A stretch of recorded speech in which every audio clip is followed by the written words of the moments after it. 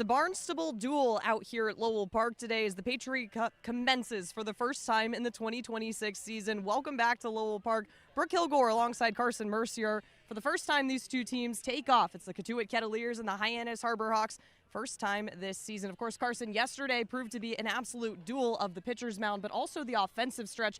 Kettleers taking down the undefeated YD Red Sox 4-3. It was in part to that offensive explosion, but we'll get to that in just a bit. Carson, what were you seeing from that game? Well, it's always good to take a game from the best team in the league, and that's what happened yesterday for the Cotuit Kettleers, and they did it on the backs of their starting pitcher, Jonathan Edelman, who went 4 innings, gave up just 2 hits, struck out 6. He was fantastic. He's been really good. Hasn't allowed a run in his 2 appearances on the year. Adam McKelvey, who came in after him, he struck out 5 in about 3 innings of work. Those 2 were phenomenal, and, well, Cotuit really needed that after some struggles against Chatham the day before. And, of course, a complete turnaround going from an mercy rule inning the day before all the way to taking down one of the best teams on the league so far. But, of course, we can't go without talking about the offensive stretch. Going into that game, YD looked like they had it up until that point. And you talk about it going to the 4th inning, it was all YD baseball. But be no other than Jake Hanley to get the Kettleers on the board with a massive bomb to the right field. Well, hey, top to bottom, this lineup was putting up some really good at-bats, and none other than Jake Hanley that led the charge. 2 home run day, 1 to dead center, 1 to right field.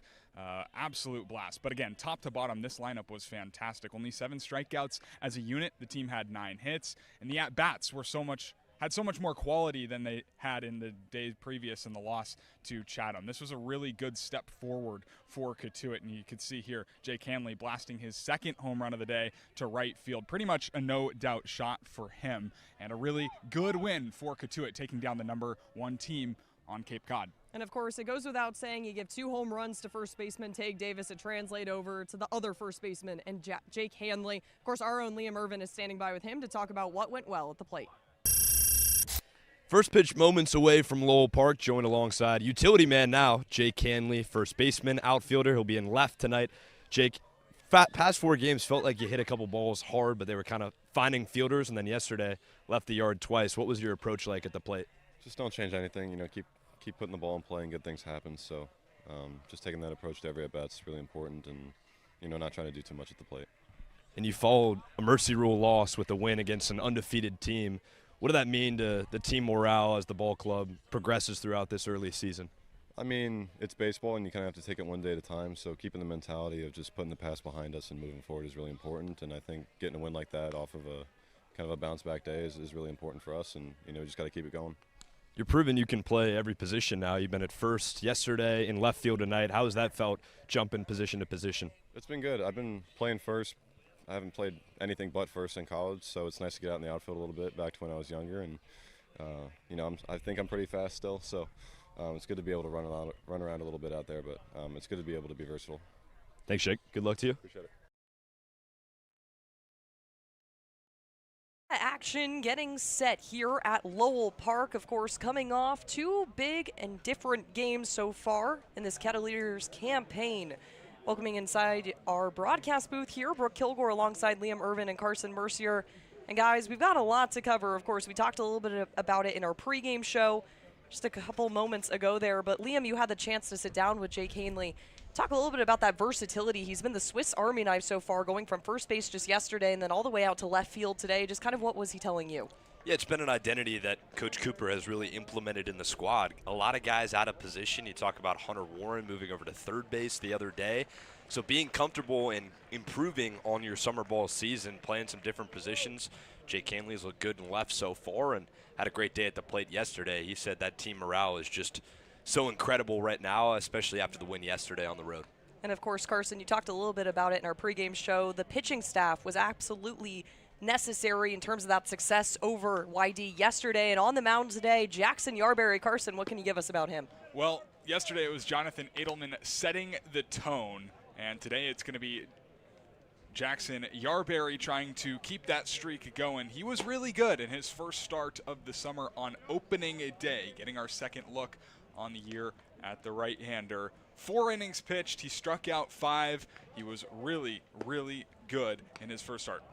So Yarberry will take the mound, and the Kettleers defense will debut in the top of the first inning against the Hyannis Harbor Hawks, who up until yesterday struggling to get some sort of momentum going. They take down the Wareham Gatemen 4-1 in yesterday's contest. They've only won 2 games so far this season, both of them against the Gatemen.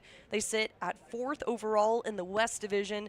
That's a 2-4-0 record. The Kettleers advancing to that second place spot with yesterday's win over YD, 3-2-1. Of course, that tie coming off against the Bourne Braves just a couple days ago. It's a nice start to the West Division rivalry. We call this the Patriot Cup out here. The two teams both sitting in the Barnstable area.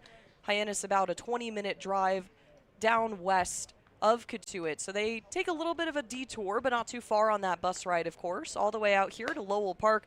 Last season, Hyannis did not get the good end of the stick when it came to taking on the Kettleers. They took that first game here at Lowell Park June 21st. Kettleers took the next 3, and then it was a nice little tie on the 29th, and that would be the last time these two teams met. So up to bat for Hyannis to kick things off, Henry Zenner, the center fielder. He's batting 167 overall on the season, still looking for his first yard ball.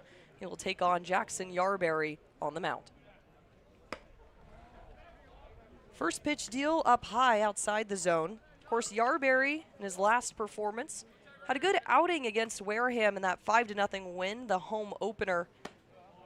4 innings pitched, 4 hits, 4 walks, but struck out 5. The rest of his pitching staff would back him up to give up no runs. Start the Kettleers season off 1-0. 2-0 count so far in this one. Of course, Zenner taking the 3-0 to start today's game. Yeah, Yarberry was effectively wild, I think that's fair to say, in his opening day start. Clips the zone here. Left 8 runners on base in his 4 innings of work on opening day. Going to look to keep the walks down today and maybe work with some 1, 2, 3 innings. Yeah, that was a big emphasis. He didn't get hit a ton, only 4 given up on the day, but the base traffic kind of the issue, so finding the strike zone early, got behind. Now how can he bounce back in a full count? Yarberry would see about 3 1-2-3 innings to start the game as he sends Zenner back to the Hyannis dugout. Caught him on the swing there. Nice strikeout to kick things off here at Lowell Park. Yeah, hey, from 3-0 to 3-2 to strike 3. Not a bad start whatsoever for Jackson Yarberry. 4:30 start here at Lowell Park, a different change of pace in terms of conditions considering the game against Chatham where winds were up to 20-mile-an-hour gusts. The American flag out toward the left of center field, sitting pretty stagnant so far in this one. First strike delivered to John Embry, the third baseman. Second hole in today's lineup. Of course, in his last game, was able to push and run. He batted second, went 1 for 3 overall on the day as that ball is fouled out to the right side. Had himself a walk and was also hit by a pitch. It's been rare so far in Cotuit's pitching staff this past couple of days, only 1 so recorded overall. They've kept the pitches down the middle and consistently in the strike zone.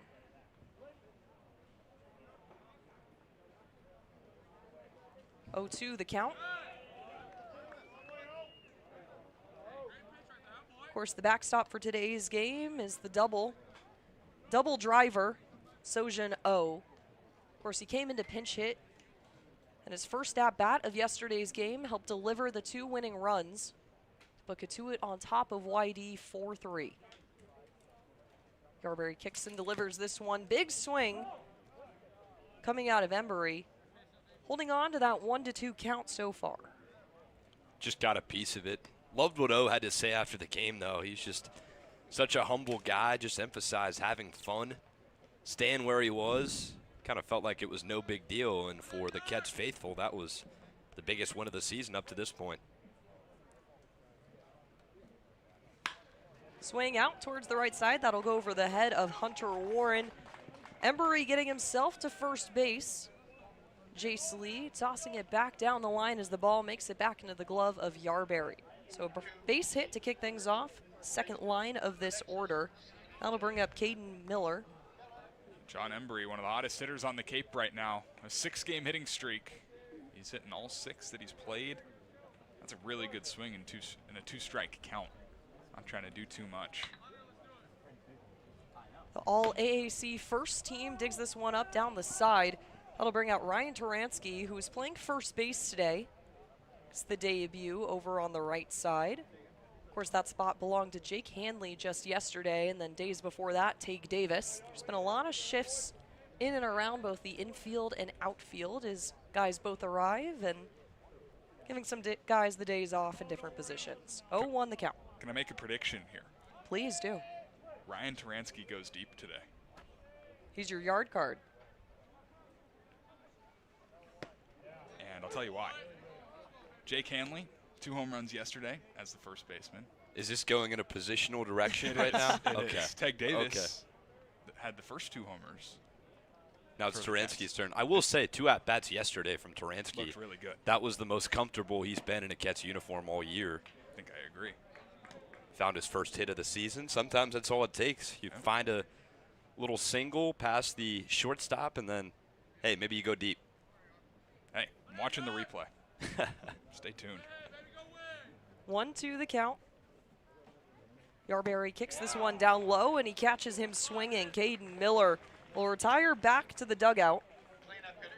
2 strikeouts so far for Yarberry since his first game back on opening day. And of course, we talk about those home runs yesterday. First one sailing about 378 feet. And of course, you look at the dimensions of Lowell Park, probably not too far off from making it over the top of the field, or the fence, excuse me. But the other one, 377, and Red Wilson Field, notoriously a little bit shorter on the outskirts. As this is called a strike here, 0-1 the count. The right fielder, JP Head, taking his time in the batter's box. Of course, in the last game against Wareham, or excuse me, the last time he played against Bourne, he was able to bat in the 5th hole, went 0 for 1, but had a walk.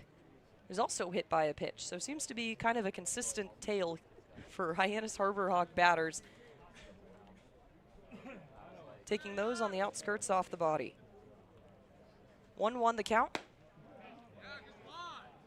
Just wide of the zone, 2-1. Yarberry down since the 3-0 count. Back to Harry Zinner. John Embury on first. Has a little bit of a lead, but a big swing coming out of Head on that one. That's going to be the big tell for Yarberry today, is the off-speed command. Wasn't exactly there the last time he started. The curveball is a real punch-out pitch. See if he goes to it in a 2-strike count. This one wide of the zone. Really emphasizing if he's working behind, it's about trusting the stuff, really making these hitters prove that they can beat it. Full count now.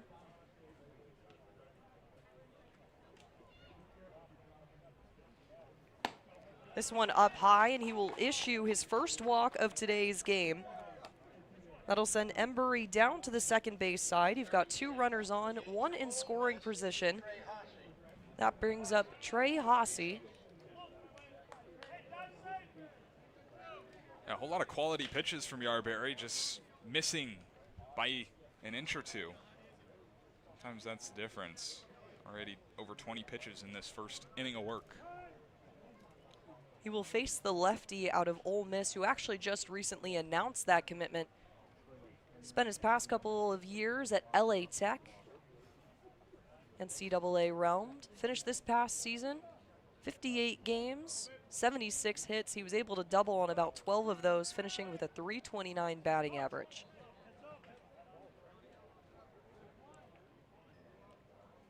Yarberry steps off the mound for a second time here. Pitch clock will reset.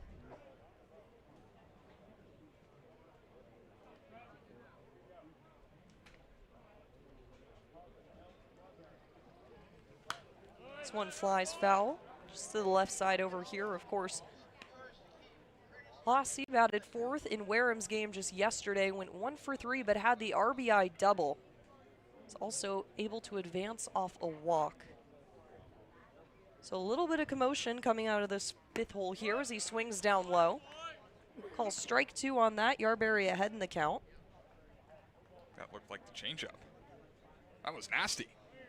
Runs nice on the lefty hitter as well, kind of diving away. Payoff pitch down low.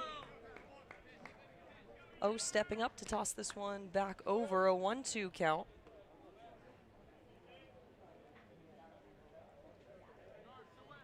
Of course, Yarberry surrounded by Indiana most of the time. Of course, Hogan Denny is not listed on the batting order today, but he's got Hanley out in left field. Sends this one low again. Of course, it was nice to come to Cape with a lot of familiar faces. Always wants the best for them and the success, but for now, it's time to focus up on the game.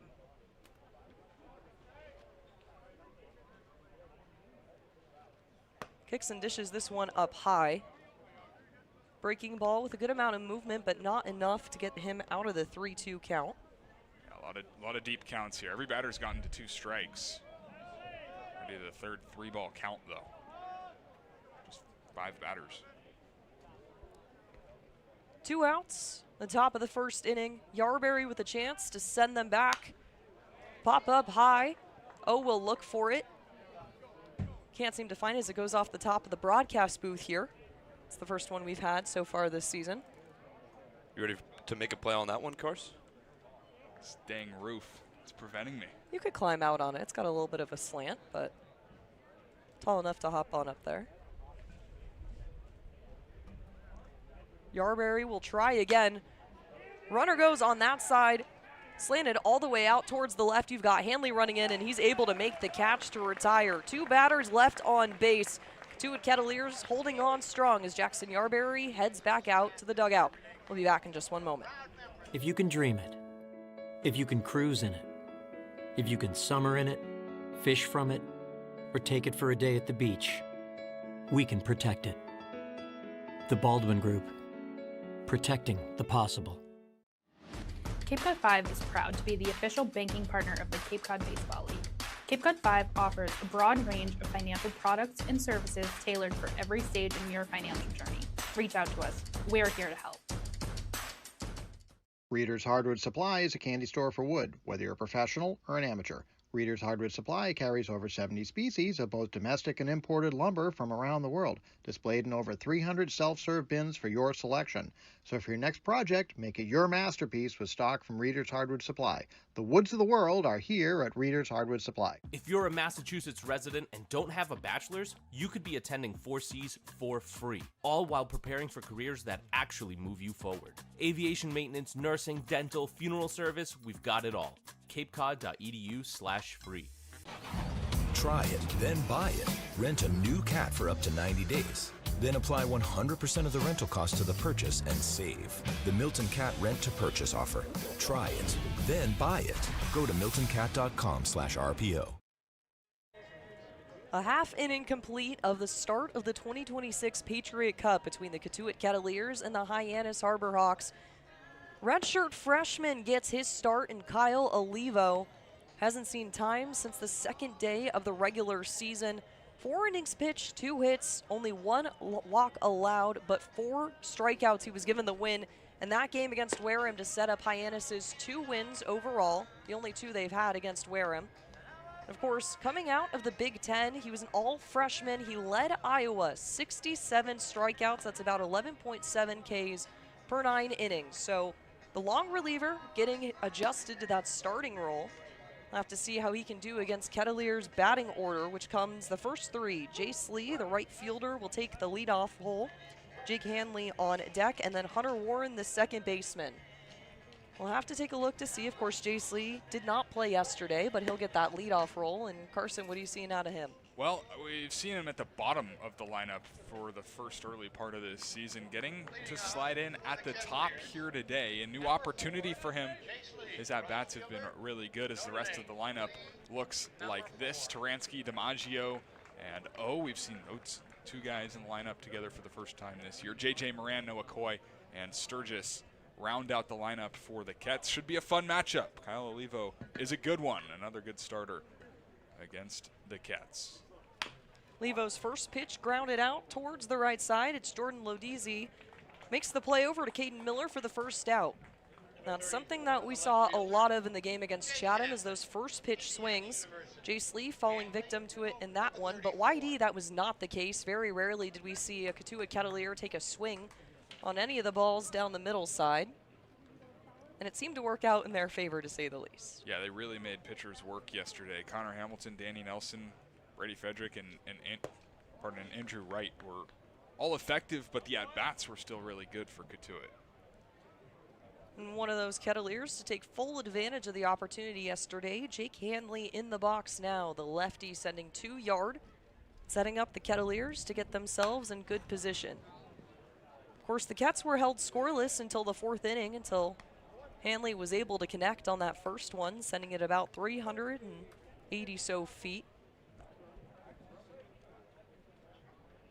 He'll look to do his worst once again. 1-1 count.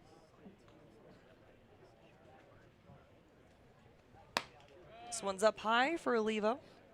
It's a lively fastball. 97 miles an hour. Better get that foot down. Two-way guy, too. Also can hit. Yep. Starting on the hill.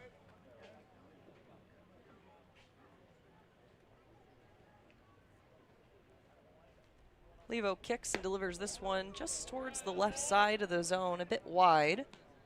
So we'll set up a 3-1 count for Hanley.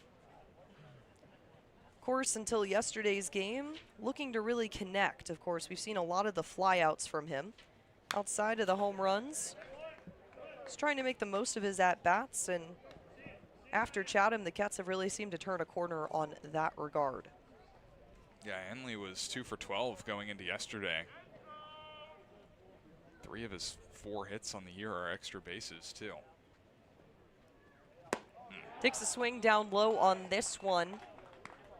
Another instance of trying to work the count as best as he could, but found himself out of luck in that situation. The first strikeout of this game belonging to Olivio. And that brings up Hunter Warren, second baseman, who has been consistent so far. His debut as a Kettleer this season, just committed to NC State not too long ago. Yesterday, was able to make it all the way home in the 9th inning, brought in after he singled. The second pitch he saw as he sends this one out towards the middle of the inning over there. It's put away, and the Kettleers fall victim to a 1-2-3 inning in this one. When we come back, we'll have the top of the second for you. The Kettleers welcome ZoomInfo.com as a premium sponsor for the 2026 season. Smart businesses use ZoomInfo. It leverages data to unlock useful insights, and it allows you to know who to reach out to and how to reach them so you can grow your business. Unlock insights, engage customers, and win faster with ZoomInfo. Proudly serving Cape Cod, Plymouth, and the South Shore since 1927, Paul J. Cazalt & Sons are here to solve your roofing, siding, and gutter needs. They also offer window replacement, rotten trim repair, deck resurfacing, and many other exterior improvements. Get in touch with the experts at Cazalt Roofing and Siding by calling 508-428-1177 or head to their website at cazalt.com, spelled CAZEAULT.com.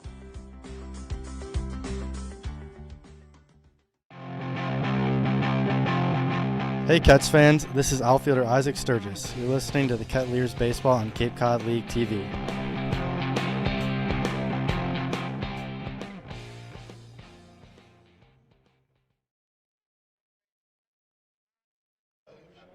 Coming back here in the second after a quick 1-2-3 innings of work by Olivo. Jackson Yarberry trying to do the same here. He will face the 6th part of this Hyannis Harbor Hawks batting order. Jordan Lodis was able to put away Hunter Warren on that last play. Over on the right side of the field, he will step into the box. Yeah, a couple of defensive plays for Jordan Lodis. 2 4-3s, a strikeout, 8 pitches for Kyle Olivo. It was scoreless, as was Jackson Yarberry, but Jackson Yarberry had to throw 28 pitches in that first inning. He will face the recent Georgia Tech transfer as he lobs this one up high. Hunter Warren breaking back for that one. Jace Lee coming in for support, and he will actually call off Warren on that one. Another first pitch effort Lodis is not rewarded on that one. Hey, more of that. More of that. Quick outs for Jackson Yarberry. Want to see him go deep into this ball game. Give us 5 or 6. And I mean, the main reason he couldn't do that last time, only gave 4. That pitch count got so high with all the base traffic. Already 28 pitches deep. Wouldn't hurt to have a 10-pitch inning right here. Yarberry delivers on that first pitch. Of course, in his last game against Wareham, a lot of ground outs toward that third base side. So he's really skilled in making these players try and drive towards the right side of the field.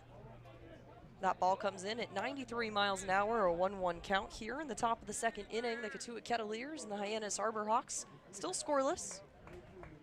Game 1 of the Patriot Cup. Big swing and a hack out of Fosberg. Take the second strike. Yarberry ahead in the count, 1-2. And of course, the batter he's facing is also former Harbor Hawk back in 2024. His cousin Alex, currently, or excuse me, oh my gosh, Northeastern kid, Will Fosberg. He had no past summer ball experiences that have come close to the Cape. And that was when he had 1 bat on the summer. How could you not be excited about playing Cape Cod League baseball? Got his first start just a couple of days ago, back against Harwich. He pinched hit back for Taylor Kirk in the 9th inning, went 0 for 1. Did line out to left field on the first pitch that he faced, but he's surviving so far in this one. Yeah, it's such a good opportunity. Sends this one up high. Jace Lee having to double back a little bit, but he's going to connect on this one.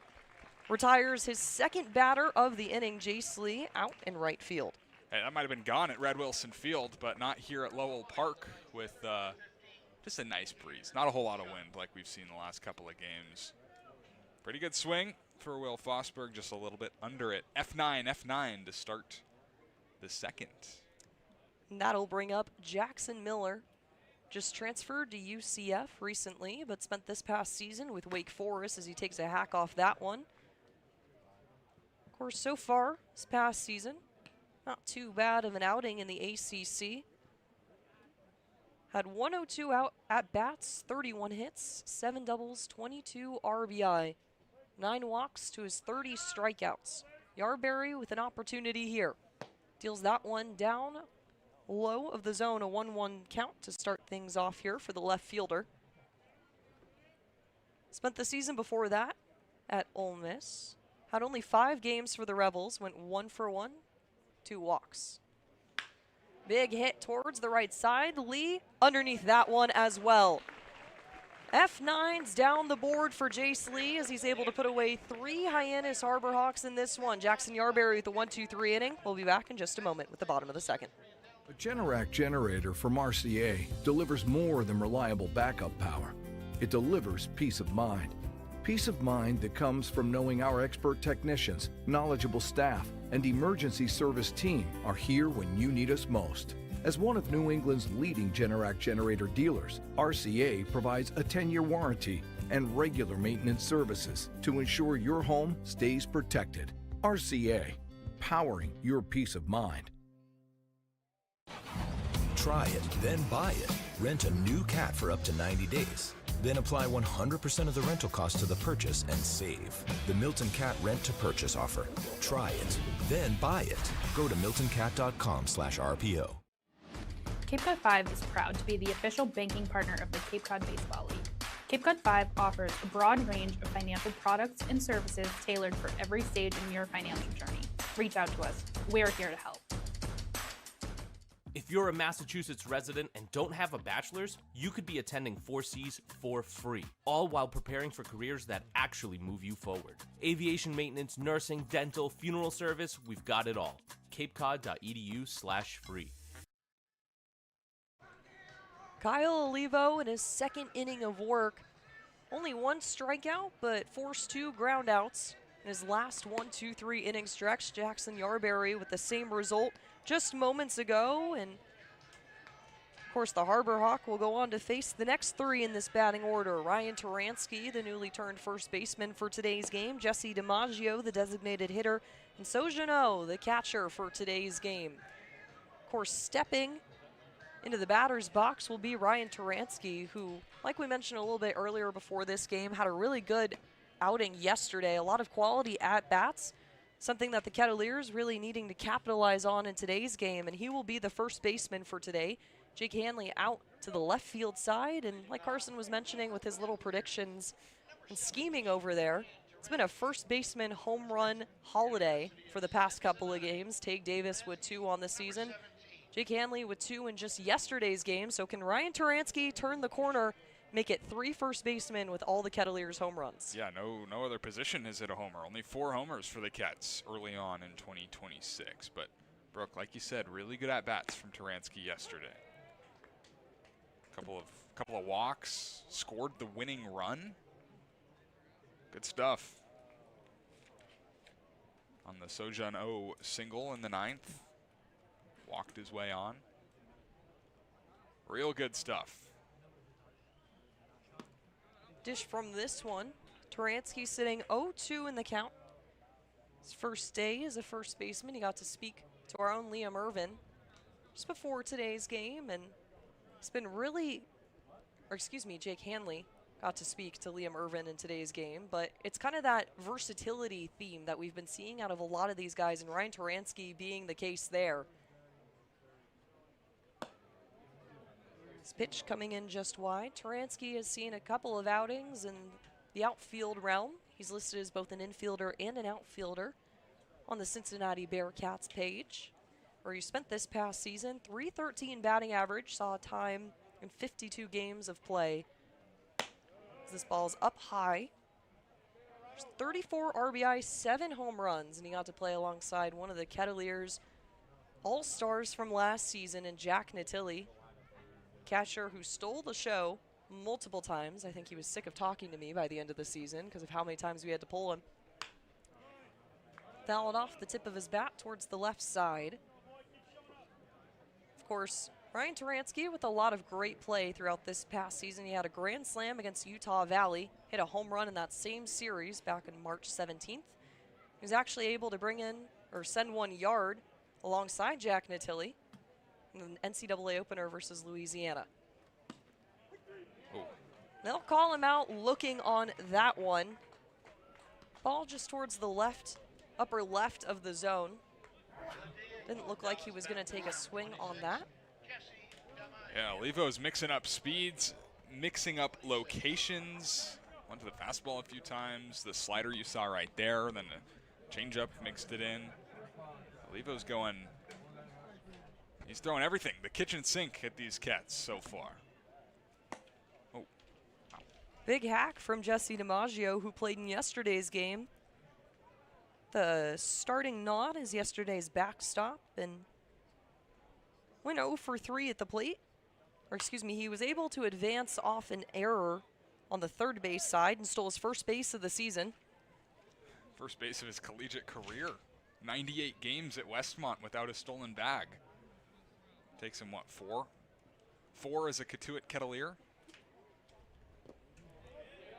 They're going to ask if he went on that one. First base side, Ryan Demare calls him safe on that. And of course, can't talk about Jesse DiMaggio without mentioning the impact that he had at Westmount. He was insane in terms of everything he did there. .309 batting average this past season, 35 runs, 55 hits, 8 doubles and a triple. This one goes down the middle, and they will call him out looking too. Back-to-back Kettleers caught on the last strike, watching the pitch come down the zone. Jesse DiMaggio will retire, and that will bring up Sojun. Yeah, that was a slider. It looked to be a little high, and DiMaggio certainly not thrilled with the call. But back-to-back backwards Ks for Kyle Olivo here in the second inning. Sojun, the winner of yesterday's game. Of course, he really stepped up as a pinch hitter late in the bottom of the 9th inning. The top of the 9th inning, doing everything he could to keep his Kettleer squad alive, and that he did. Levio nods off the pitch call, unleashes this one. It'll be a 1-1 start for O, the batter's box. the lefty who just announced his transfer portal entrance just a couple days ago. Interesting to see where he heads after a great season with High Point. They're going to look to make that jump potentially to Power 4. Could do that for the Big South Player of the Year this past season. Ooh, hey now. Bit of a check off there.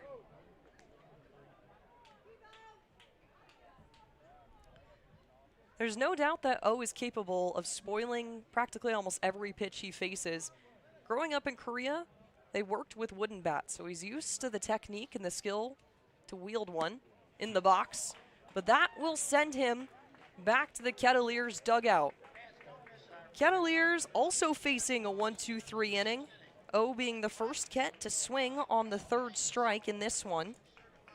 Olivio finishing with back-to-back 1-2-3s. Interesting display of a pitching duel in today's game. Yeah, 6 up, 6 down, 3 punch-outs here in the second inning.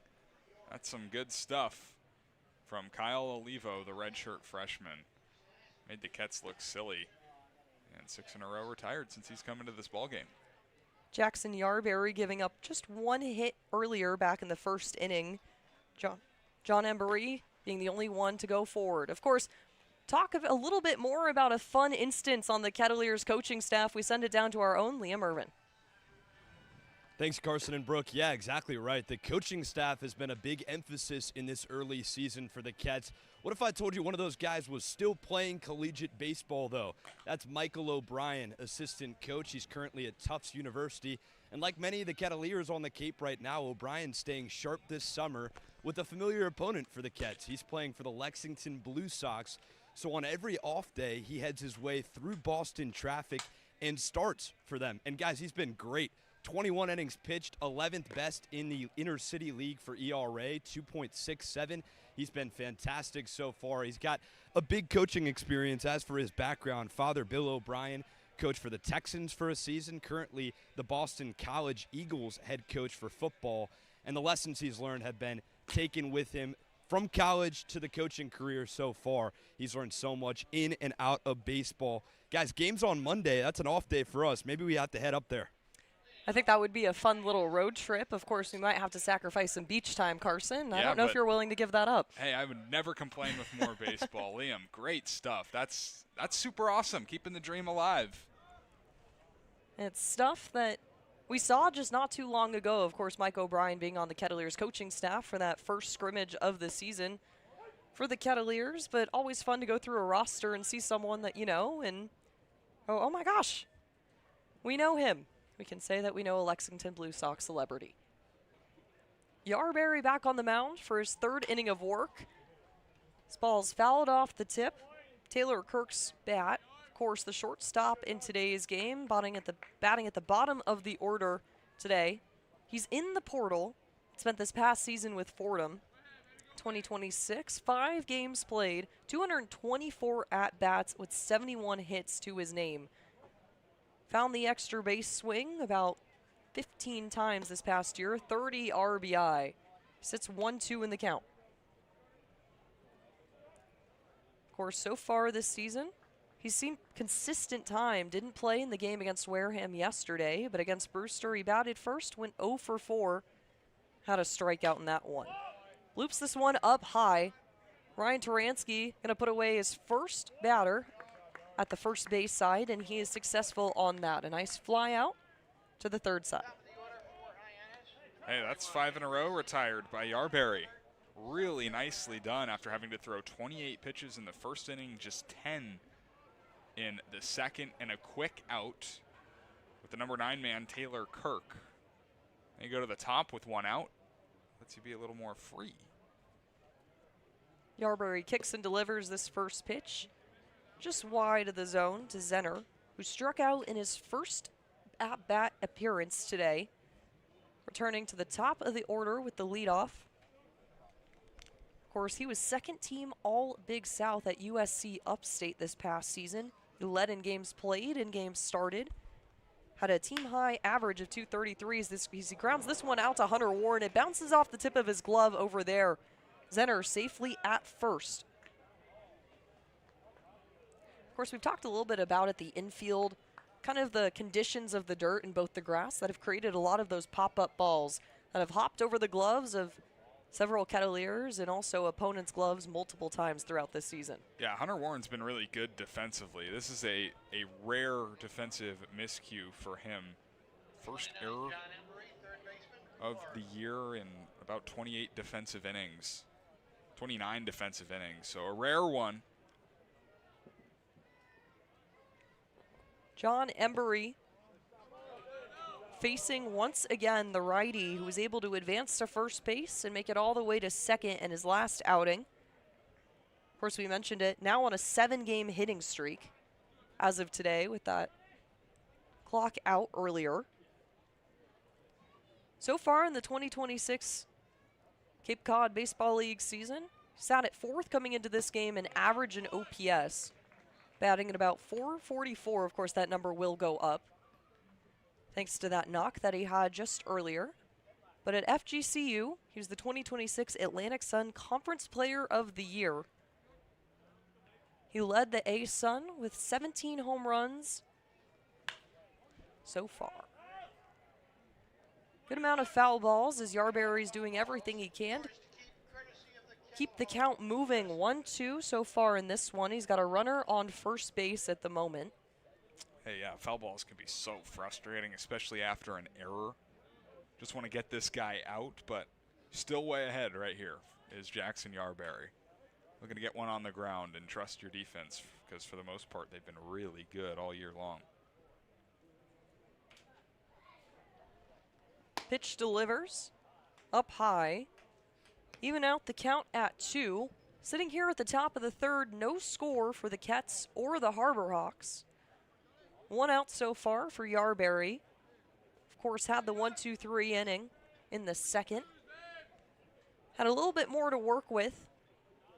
There was a hit and a walk allowed in the first. Grounded out towards that side. J.J. Moran goes diving. It'll bounce all the way to the glove to Jake Hanley out in the left field side, and another Harbor Hawk can make it safely to first base.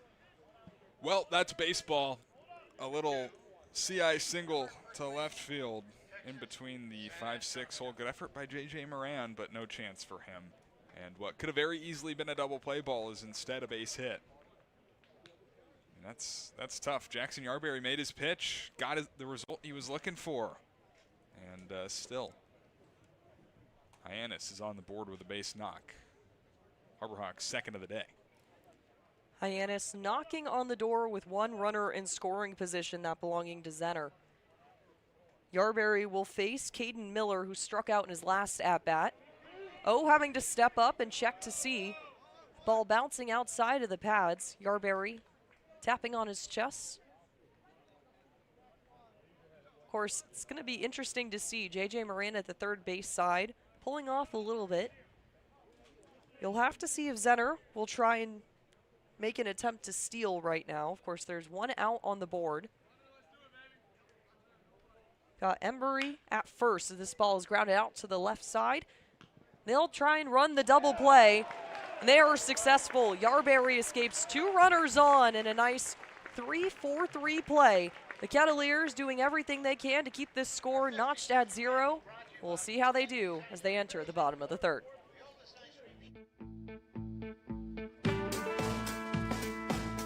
Want to give your kids an experience they'll never forget? That's what our Kettleers clinics are all about. Kids ages 6 to 18 will have the opportunity to learn the fundamentals of baseball and the importance of sportsmanship from some of the top college baseball players in the country.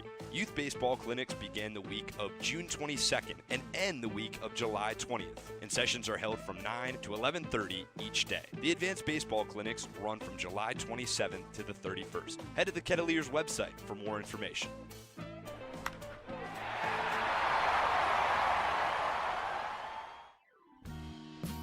The Kettleers welcome ZoomInfo.com as a premier sponsor for the 2026 season. Smart businesses use Zoom Info. It leverages data to unlock useful insights, and it allows you to know who to reach out to and how to reach them so you can grow your business. Unlock insights, engage customers, and win faster with Zoom Info.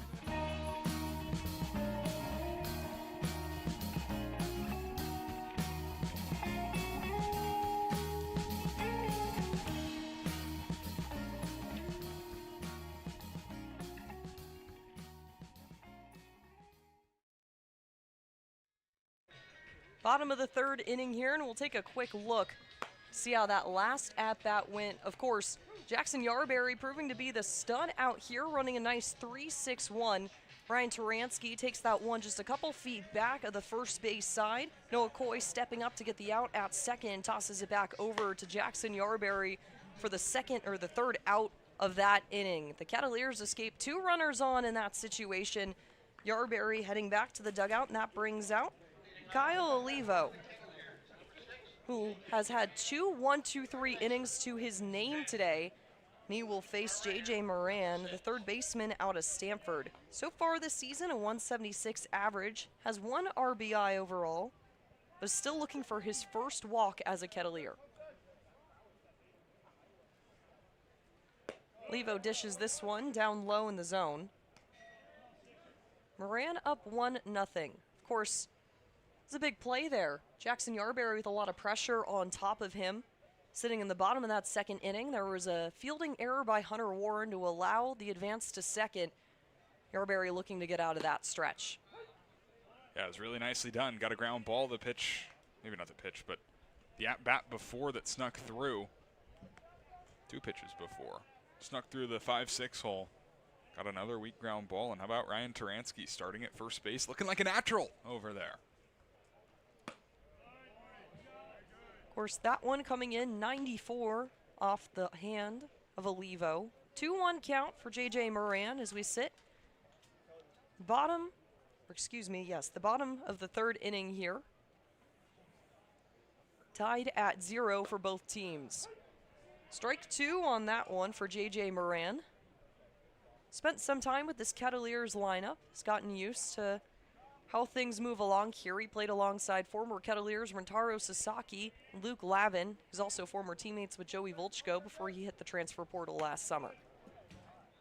Ball up high off the glove, Will Fosberg. And Charlie Bates, too, of Hyannis. Not in the lineup today, but has been a big part of their early season. Pretty much one of the sole contributors in the win yesterday against Wareham. A homer, a triple. First walk issued for J.J. Moran as a Cotuit Kettleer wins that off. And first base runner, too. 6 up, 6 down. Kyle Olivo was perfect through 2. Oh, shucks, there goes the perfect game. Just 3 innings in. Of course, that brings up to play Noah Coy. It's been decent at the short side stop, short side positioning. Played in yesterday's game, too. As he faces this first one, sent down the left field side, and Jackson Miller will have no trouble putting that one away. J.J. Moran returning to first off of that one, and Noah Coy is put away. Hey, that's a first pitch out, but it's a first pitch out that I'm okay with, and it's first pitch swing that I'm okay with because it's the A swing, right? We've seen the Kets a lot of times swinging at the first pitch and kind of getting jammed or rolling it over. No, that was a very convicted swing for Noah Coy. And just right into a glove. What are you going to do? Tip your cap. And also the first time Olivo's going to have to move from the stretch. So that's a different delivery, different angle. If you see your pitch now, maybe some more fastballs in the zone. Exactly. Ball will be given to Isaac Sturgis, his first at-bat of the day. Of course, he came in to pinch for Hogan Denny, who was the right fielder in yesterday's game. Sturgis would then move to center field. Had one at-bat and was able to record a hit on that one. Big swing from him down the left field side. Miller's going to have to run for it. And he's able to put it away. His hat will fall off. Moran having to return back to the first side. Sturgis seemed pretty confident that he had that one. An incredible hustle effort from Jackson Miller down the left field side. Oh my goodness, what a play that was. That was a tough situation, kind of an in-between ball, and the runner takes off, kind of a distraction on the field. Middle infield converges, and Miller just stuck with that play all the way down the line. Not a lot of wind, just a hard-hit baseball off the bat of Sturgis, kind of slicing off the bat, so it was falling away from the left fielder. Also got to credit J.J. Moran, heads-up baseball right there. Recognize where the ball is, stay put on second until it's officially caught, and then head back to first. We'll check back on Moran off that play. We return to the top of the order. Jace Lee had a 4-3 ground out in his last appearance back in the first. So far, 1-0 count for him out of Notre Dame. Of course, had a good season with the Fighting Irish. 46 RBI, started all 53 games. 202 at-bats, 66 hits completed. He's known for the extra base swings, 12 doubles and 3 triples on the year. It's a nice presence to have at your leadoff spot. Yeah, he was trying to do something special right there. Got a hanger and just swung over the top of it. 2 outs here in the bottom of the third. Jace Lee sends this one deep. Looking like it'll go straight into the glove of Henry Zenner. And that'll put away the 3rd out of the inning. The Cotuit Kettleers and the Hyannis Harbor Hawks still scoreless with the Kettleers' first base runner of the game. We'll be back after this break. Boston Hand to Shoulder is the go-to team for Boston's professional athletes, musicians, workers, and families across New England. They are trusted orthopedic specialists for athletes and everyday people. So if an injury is slowing you down, Boston Hand to Shoulder is now on Cape Cod. Call 617-965-HAND for all your hand and upper extremity needs. Boston Hand to Shoulder, proud sponsor of the Kettleers. A Generac generator from Mercier delivers more than reliable backup power. It delivers peace of mind. Peace of mind that comes from knowing our expert technicians, knowledgeable staff, and emergency service team are here when you need us most. As one of New England's leading Generac generator dealers, RCA provides a 10-year warranty and regular maintenance services to ensure your home stays protected. RCA, powering your peace of mind.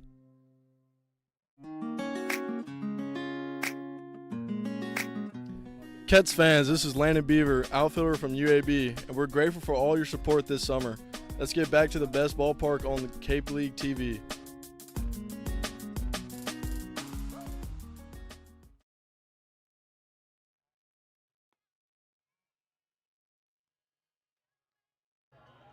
A tradition that everyone in the county of Barnstable knows all too well. The Patriot Cup has officially come to town here at Lowell Park. Hyannis Harbor Hawks and the Cotuit Kettleers duke it out for yet another season of competitive West Division baseball. The Cats and the Harbor Hawks sit tied apiece at 0. 2 hits on the board for Hyannis, 1 error for the Kettleers. That's about it on your scoreboard so far as we sit here in the top of the 4th inning. Jackson Yarberry returns for another inning of work. A little bit of a different situation from the 1-2-3 that he faced last time. Of course, he had Harry Zenner, who was able to reach off of an error off Hunter Warren's glove. That ball able to hop just over the top of Warren and gave up a hit to John Embury before able to put him out in a double play.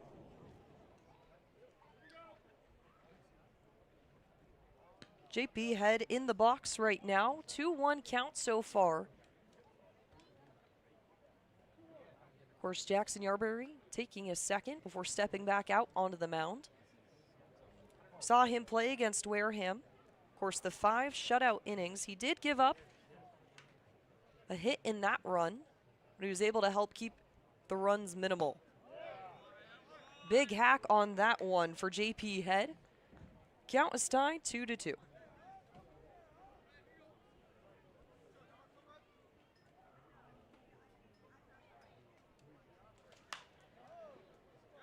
Foul tip off that one over our heads on the right side. And of course, Kettleers batting order getting some momentum going. J.J. Moran able to walk his first one in a Kettleers uniform to start things off.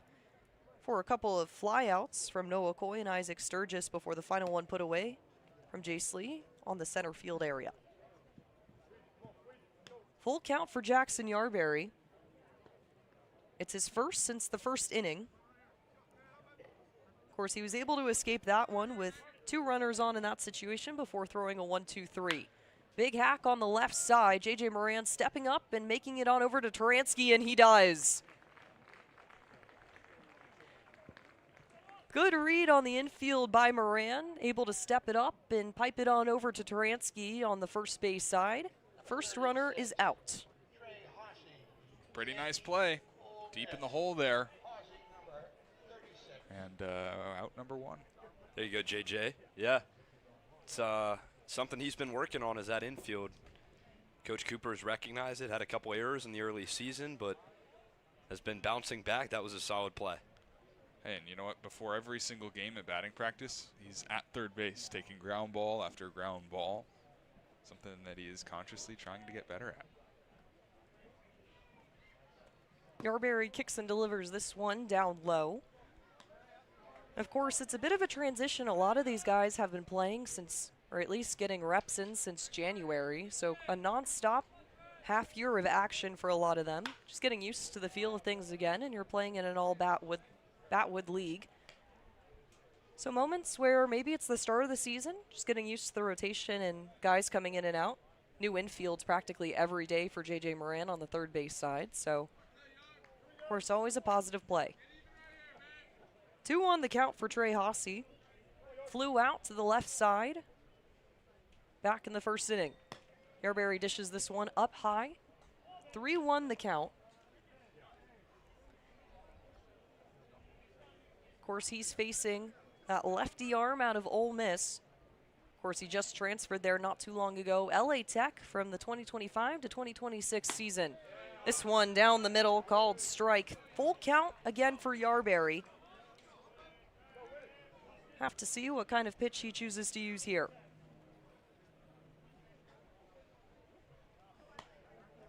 Winds that one off to the left. Hossey able to advance off the walk on the full count. Of course, that's the second walk of the day for Yarberry. Yeah, first since the first inning. He's been in much better control today than opening day. Still pitch count rising. Next pitch will be number 65 in 3 1/3 innings pitched. Threw 77 in the opener, so you got to think around that pitch count will be the limit for Yarberry. 1 pitch away, though. Ball in the ground there. O stepping up. Check Hossey on that first base side, and Jordan Lodis has a ball to kick things off here. Of course, he's got a very athletic family, to say the least. Lodis, a Harbor Hawk back in 2024. His cousin Alex is currently in the Atlanta Braves organization, and his brother Kyle played for Chatham back in 2024. High A, White Sox out there, too. Of course, coming off this 2026 season, UCF. He's a Big 12 freshman. He had his first home run in just his second game of the season. It's been a productive at-bat so far.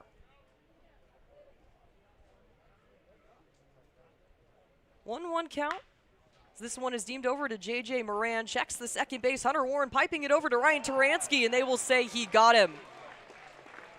Nice double play out there, started by J.J. Moran and able to put away 2 Hyannis Harbor Hawks. We're exiting the top of the 4th inning here.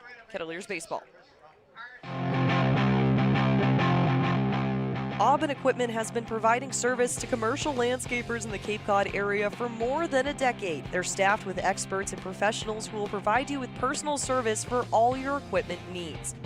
Aubin Equipment is the exclusive sales and service dealer for Walker mowers on Cape Cod, and we're named the top dealer in Walker equipment 3 years in a row. Find Aubin Equipment online at aubinequipment.com or stop by Monday through Friday at their location in South Dennis.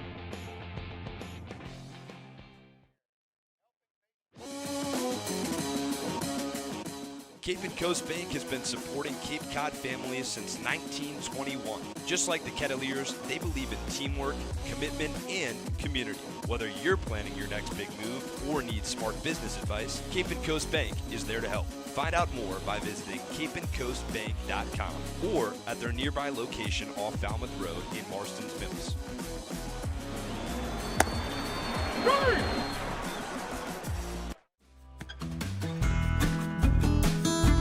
Cats fans, this is Hogan Denny, catcher from Indiana University, and we're grateful for all your support this summer. Let's get back to the best ballpark on Cape League TV. It's been an absolute pitching duel between these two teams here today. First game of the Patriot Cup. Of course, you can't talk about the pitching duel because there's also been a lot of offensive prowess so far. Jake Hanley up to bat for this Kettleers offense, and yesterday he was absolutely unstoppable, it felt like, guys. Yeah, you're absolutely right. It was 2 for 17 coming into that at-bat in the 4th inning, and Hanley sent it over the center field fence, and then just from there it kind of felt like the at-bats were stacking on top of each other, hit one hard into the outfield, and then sent another one over the fence. So Hanley getting hot at the right time, power bat in the middle of the lineup, and he's definitely got that ability. This one taken wide. He was really the success of the team in both the freshman class and sophomore class at Indiana. Found himself in the top third of the lineup in most games, and he proved and showed for it in most cases. .355 batting average, had a .333 just the year before, and started every single game. He's one of the very first Hoosiers to do that since 2005. Had his 100th career hit in a win over Minnesota back in March. 3-0 count to start things off here for Hanley in the bottom of the 4th inning. Still sitting at 0 apiece between Cotuit and Hyannis. Levo dishes this one out towards the left side and is able to touch the corner there. 3-1 count. Of course, Hanley looking to try and do something like yesterday's performance once again as he sends this one out towards the shortstop glove. Kirk is able to pass it on over to the first base side, and they will call him out in time. Caden Miller stepping on the bag, connecting with that pass immediately.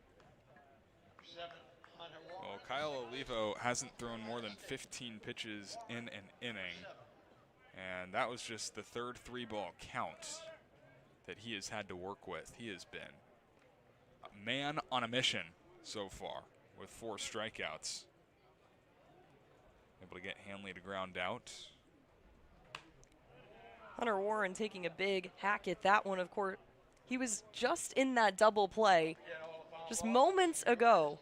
Pass from J.J. Moran over to the second base side. Hunter Warren able to put it away with Ryan Taransky on first and get Jackson Yarberry out of that top of the 4th inning. Pitch out to the wide. Pitch found wide there. Hunter Warren just transferred to NC State last week.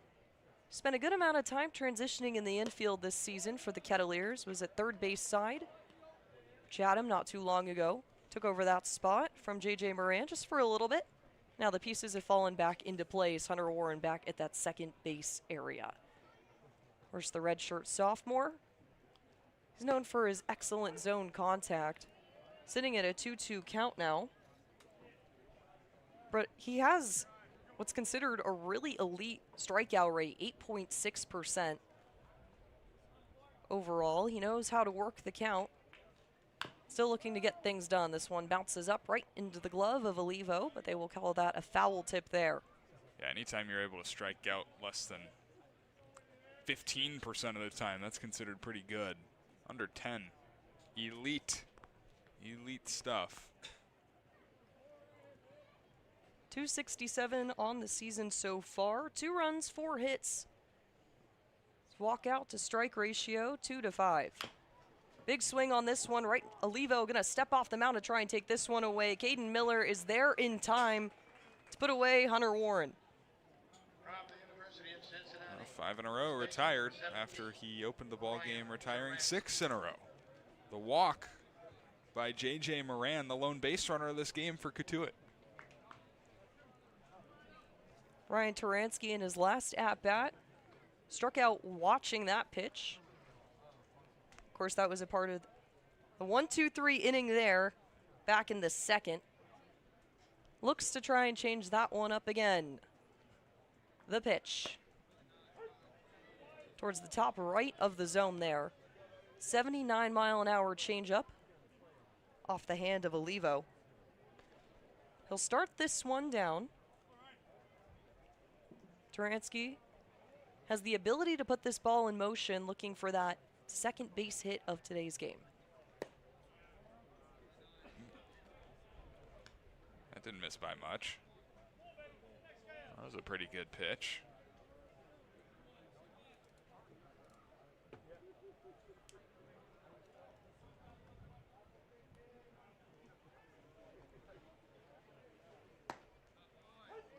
Strike two called on that one. 1-2 count, similar to the last time Taransky was at bat. Olivo loves that backdoor slider. He is spamming that thing to lefties, and it has worked. Time and time again. Up high on that one, evening out the count, 2-2. Taransky in yesterday's game had the fly out in the second, was able to master up a walk in the fourth to get himself on base. He would be stranded there by Whitey pitching staff. Singled in the seventh, made it all the way to third. He walked in the ninth before being sent home by a Sejanot play to help win that game out. 4-3 against YD, knocking off the Red Sox as the only undefeated team in the league. Payoff pitch here, 3-2, is fouled back behind us in the parking lot. Couple of groans, curious.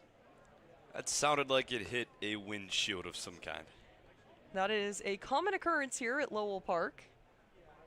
Something we interns keep in mind. We park a lot farther away, so our cars are typically safe, but also protected by trees. And protected by trees. Taransky will walk to first.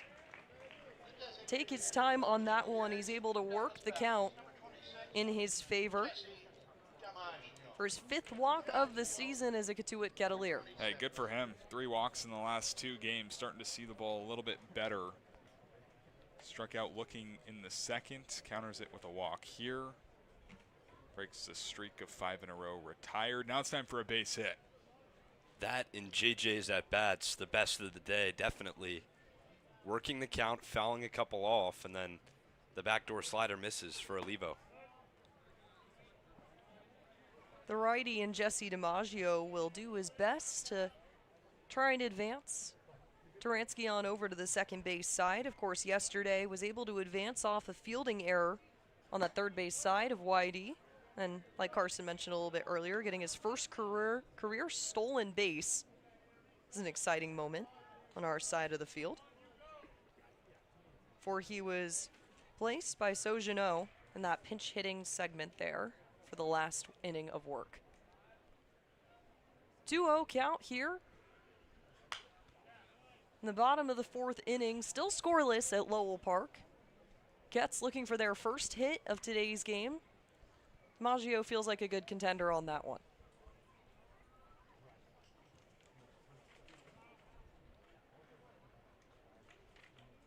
Two-1 the count. Olivo tries to check Taransky on that side. Not in time.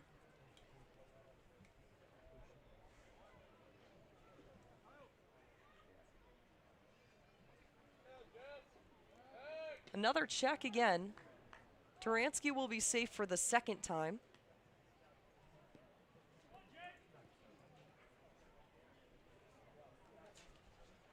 DiMaggio will take to the plate again. 2-1 the count.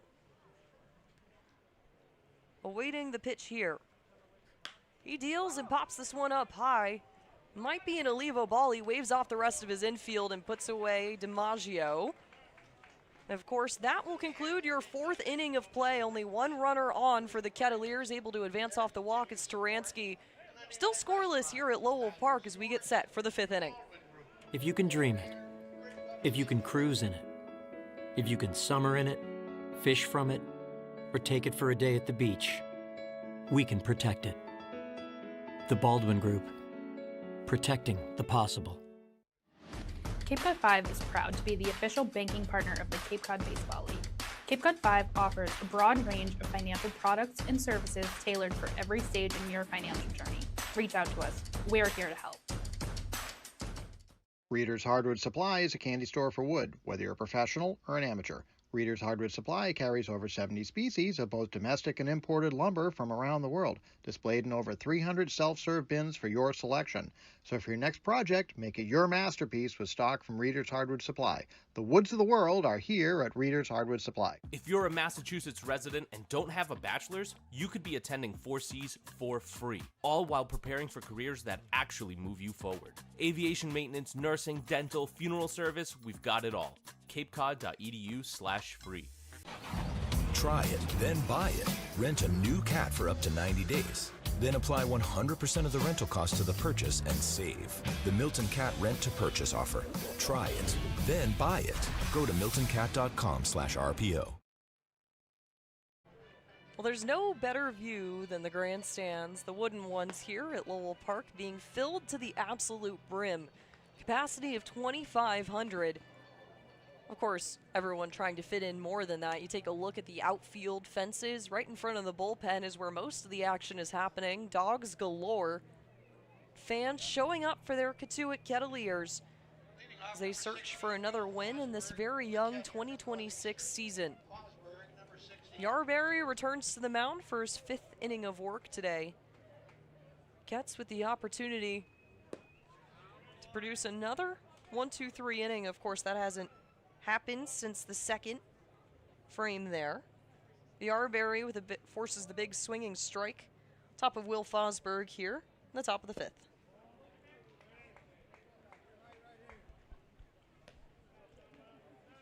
One the count.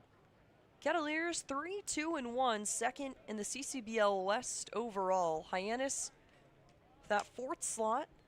They took their 2nd win of the season against Wareham yesterday. Their only 2 wins coming off Wareham games. So they're riding the high off that 4-1 victory yesterday. Wareham struggling a little bit out the gate in 2026, 1-5. Yarberry delivers on this one. They'll call that check swing there. I like your gate pun, Carson. I don't know if you used that intentionally, but. Yeah, I did. I totally did. A lot of confidence coming out of you on the right side of the booth. Fosberg awaits the next pitch. It's a 3-2 count. It's one of our favorite go-to social media posts, is closing the gate. It's a good one. Yeah. Especially when it happens. 5-0 shutout on opening day. I felt like that was a appropriate time to use that. Yarberry delivers on the payoff pitch.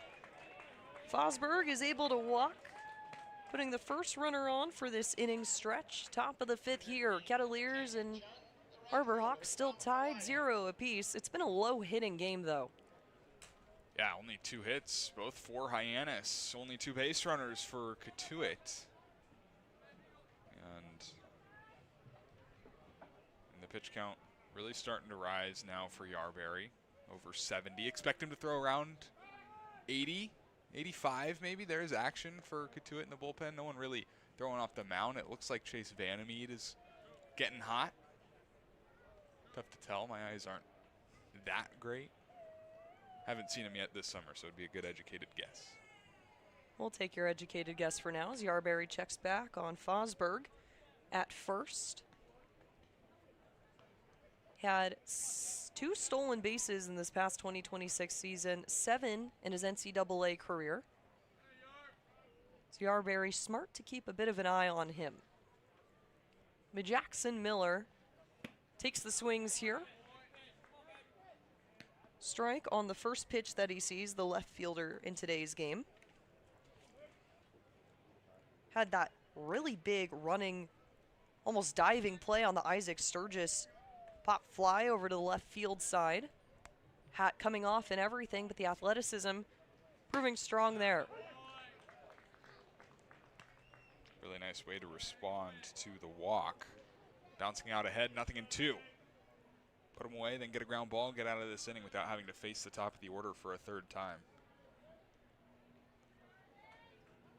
Yarberry deals this one. It's popped up towards the third base side. Moran makes the play over to Taransky, and they're able to kick off Miller for the first out of this inning.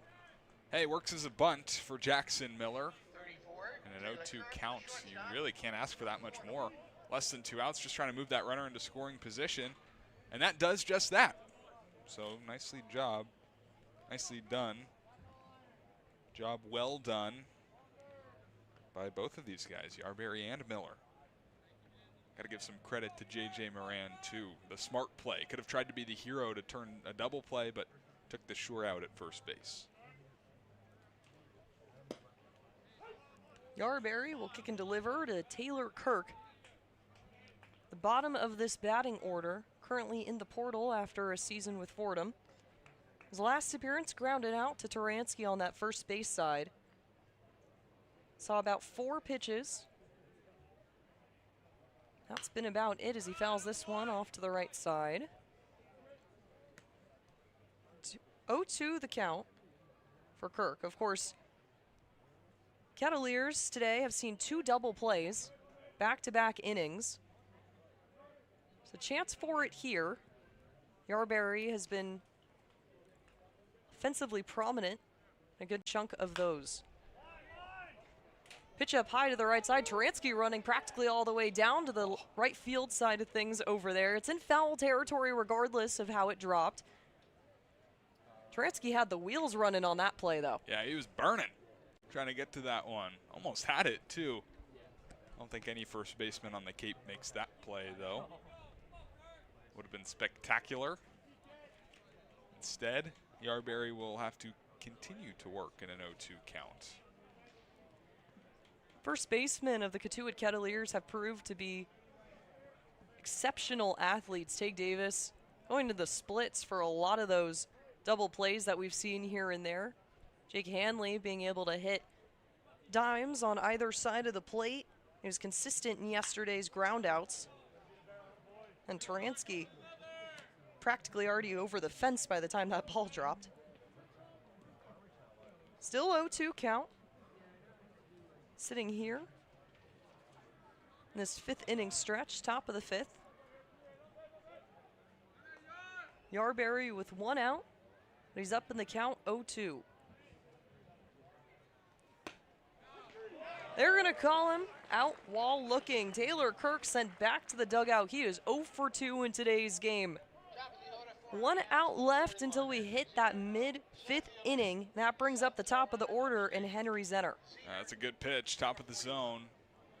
And 3rd strikeout, first since the 1st inning for Jackson Yarberry. Looks like he won't have the chance to face the top of the order for a 3rd time as Rob Cooper is taking the baseball from his starter.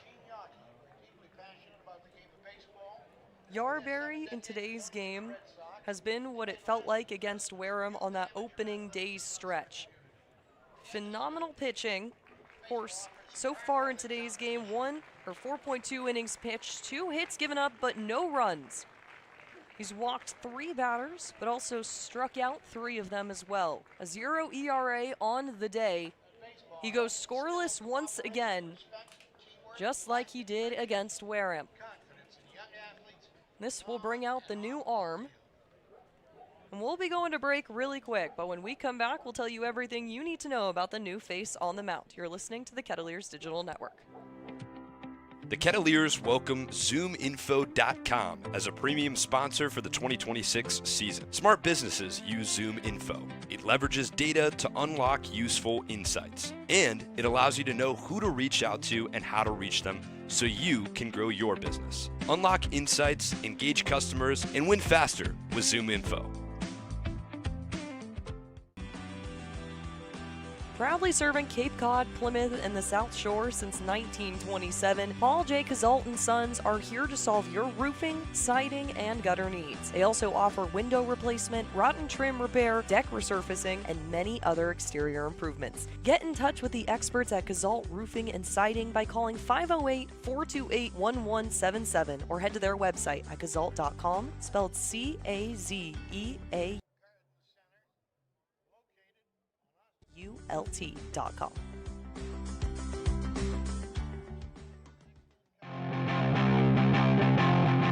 Hey Cats fans, this is outfielder Isaac Sturgis. You're listening to the Kettleers Baseball on Cape Cod League TV.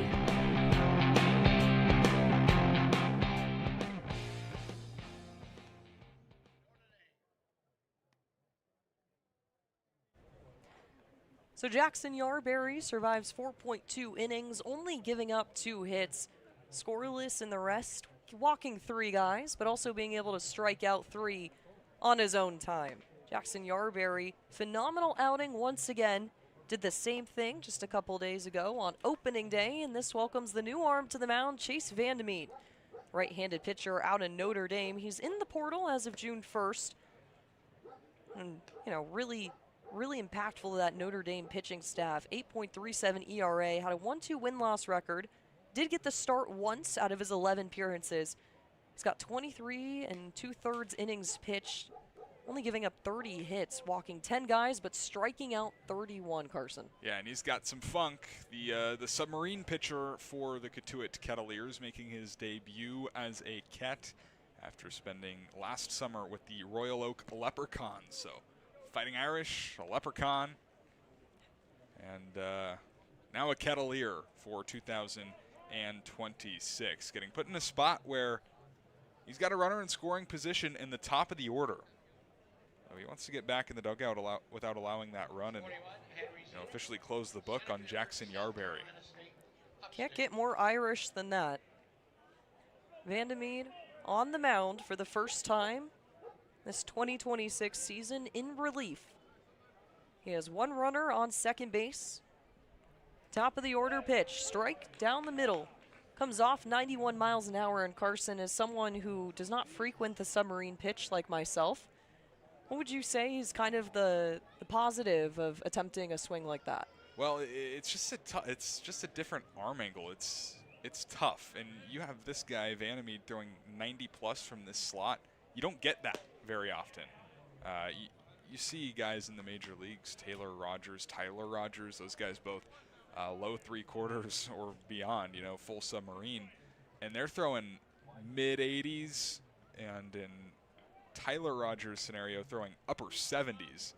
So this is certainly a tick up from that. I don't know how I'd be able to get the bat off the shoulder, that's for sure. Well, he's up 1-2 in the count so far. Here in this top of the 5th inning, scores still slotted at 0s apiece. Looking for the payoff pitch. Big hack on the left side. That'll sail into foul ball territory. J.J. Moran ready to go and punk the guns if needed. Zenner lives another day. Sits with a 1-2 count. 2 outs on the board, though. Vandemeed looking to continue the scoreless inning stretch as he deals. Ball bounces off the foot of Vandemeed. J.J. Moran looking to take that one in. This could potentially be the first runner of the game. Will Fosberg runs in safely.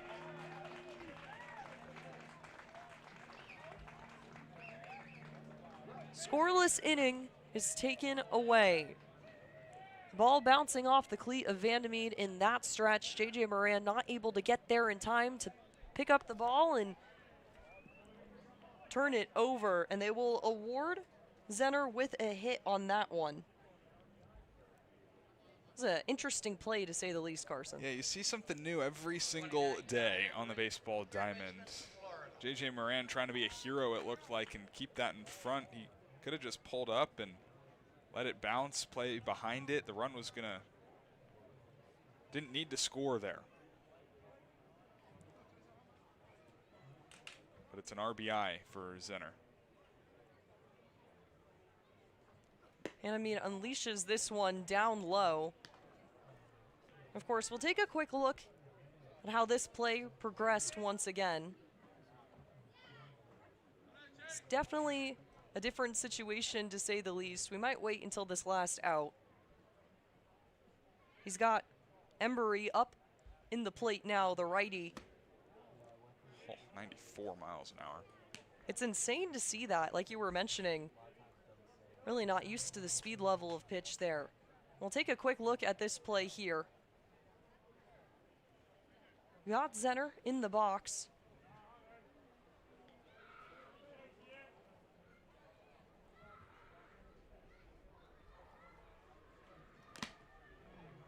Big hack at that one. Tips off the side.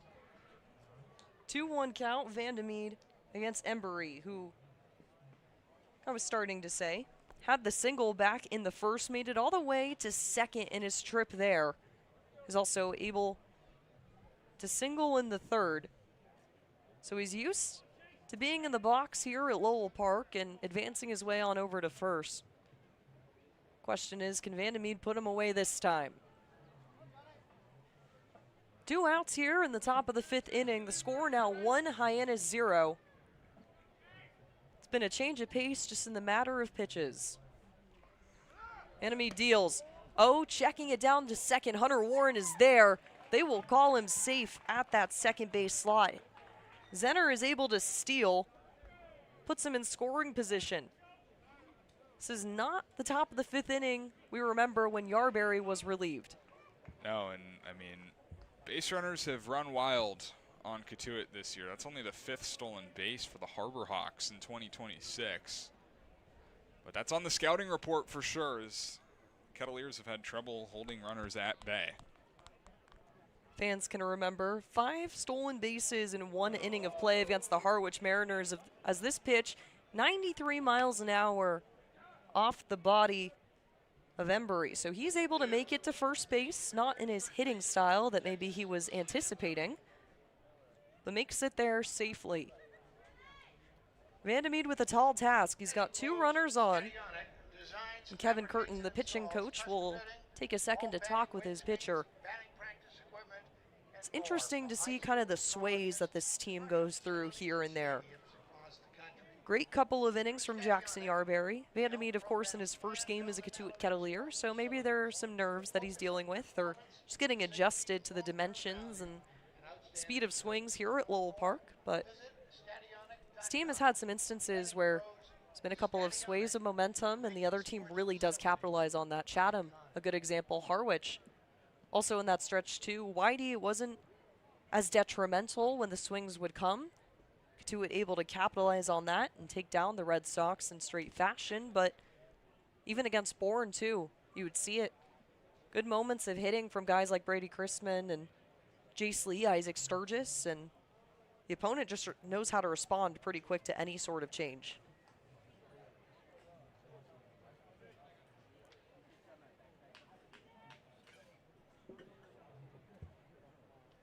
So Carson, in a situation like this, it's kind of the go-to for Vandermeed. What is he looking for? You've got 2 outs on the board.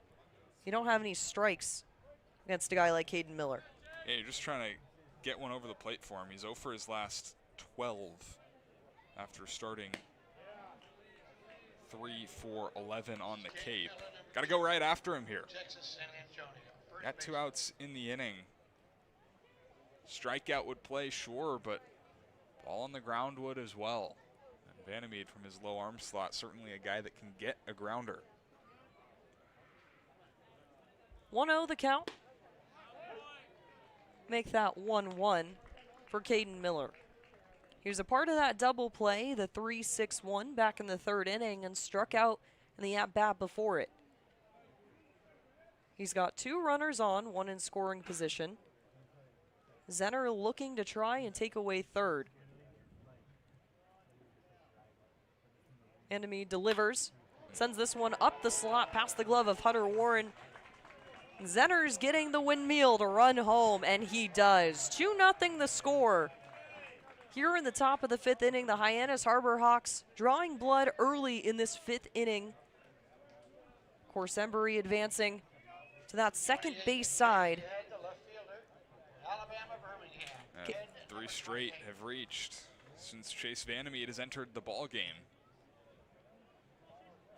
Base hit, hit by pitch, base hit, and now JP Head, who bats in the cleanup spot. Caden Miller with the RBI single on today. A lot of momentum shift here. 2 hits in the top of the 5th inning. 2 runs as well. Vandermeer doing everything he can to get out of this stretch as he sits ahead in the count 0-1.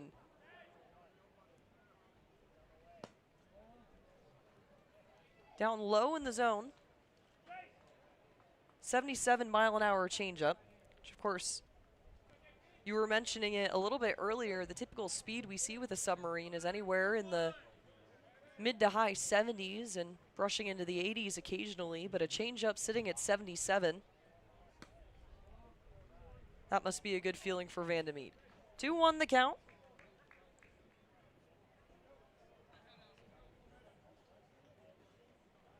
Yeah, things really unraveling here for Cotuit. Got to find a way to get out of this. The pitch. Sent back towards our media table in the bottom right.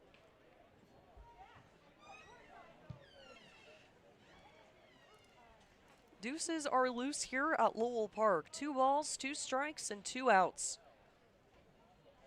Vandermeer with 2 runners on, another one in scoring position.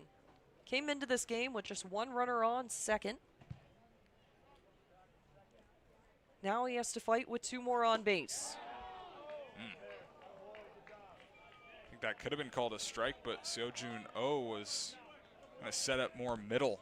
The pitch running outside, he had to move his glove a lot. And Bob Melms, home plate umpire, not giving him an inch.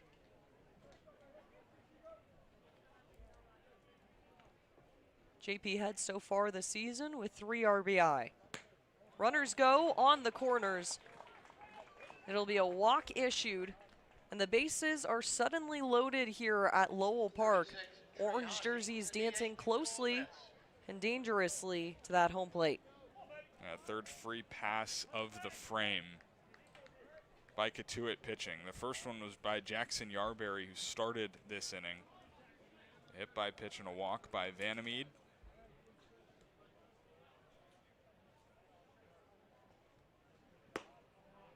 Unloads this one for a strike to Trey Hossey. Was able to walk in his last at-bat against Jackson Yarberry. Flew out to the left field side in his first at-bat back in the first inning. Big swing on this one over to Ryan Taransky, who's chasing back to the first base side, able to step on it and close out what was a nightmare inning for the Cotuit Kettleers. 2-0, the Hyannis Harbor Hawks draw first blood. Pitching changes set the Kettleers up in a different way than they were maybe expecting. When we come back, it'll be my partner Carson Mercier on the call. We're Killgore with you as we head to break.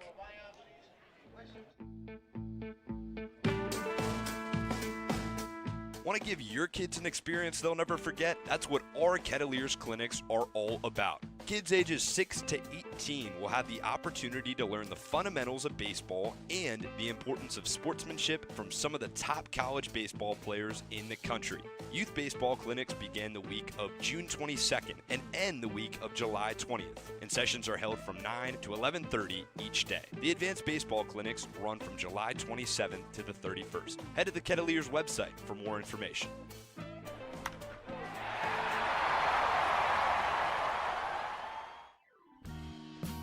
The Kettleers welcome ZoomInfo.com as a premier sponsor for the 2026 season. Smart businesses use ZoomInfo. It leverages data to unlock useful insights, and it allows you to know who to reach out to and how to reach them so you can grow your business. Unlock insights, engage customers, and win faster with ZoomInfo.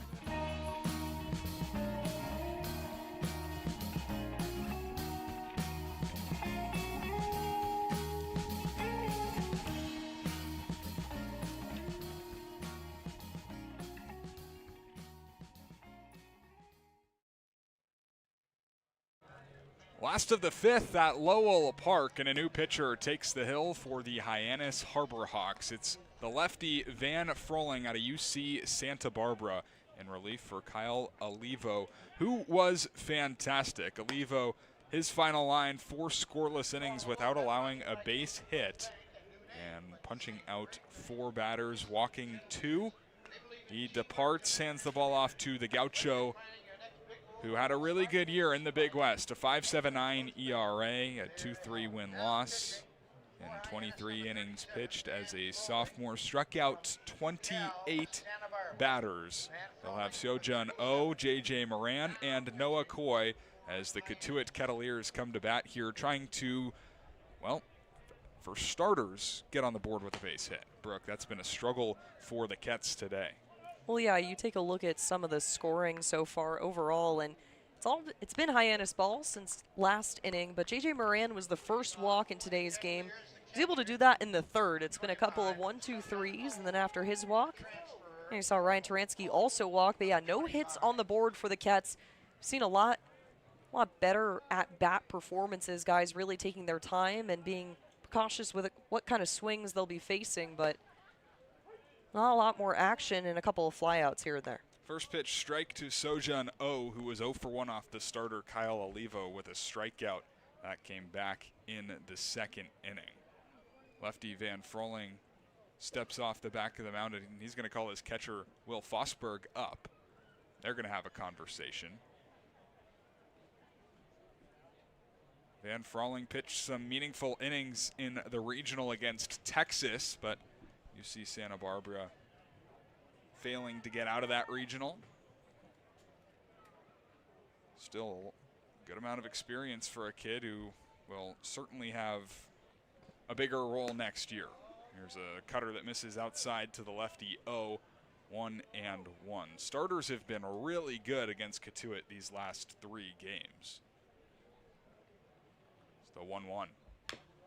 Taps it foul. Jack Oman 2 days ago went 5 scoreless innings, gave up 2 hits, punched out 3. Yesterday, Connor Hamilton went 3 1/3, 3 hits, 1 strikeout, and 1 run. Today, Kyle Olivo, 4 scoreless. Swing and a miss by he's down via way of the K for the second time today, and Van Froling punches out the first batter he faces. With a really productive performance yesterday in the game. Of course, he had the single, really set up the scoring runs for the Kettleers, but before that, we've yet to really see the big performance that we saw him have at High Point. Of course, he's in the transfer portal now. So just taking a look to see, he went 0 for 4 on opening day, had the 2 Ks against Wareham. J.J. Moran rips the first pitch he sees right into the glove of J.P. Head in right field. J.J. Moran is retired on the flyout. Quick innings story for the Kets all season long. Kyle Olivo only had to throw 57 pitches to get through 4 innings. It's taken Van Froling 5 pitches to record 2 outs as Noah Coy digs in. Slider for a strike. 2 runs in the top of this inning for Hyannis. A couple of base hits. They left the bases loaded, so the opportunity to do damage, more damage, was certainly there as that one gets to the backstop.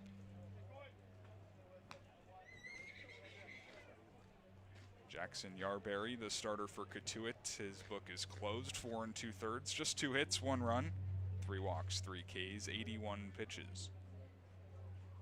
Van Froling looking for a 1-2-3.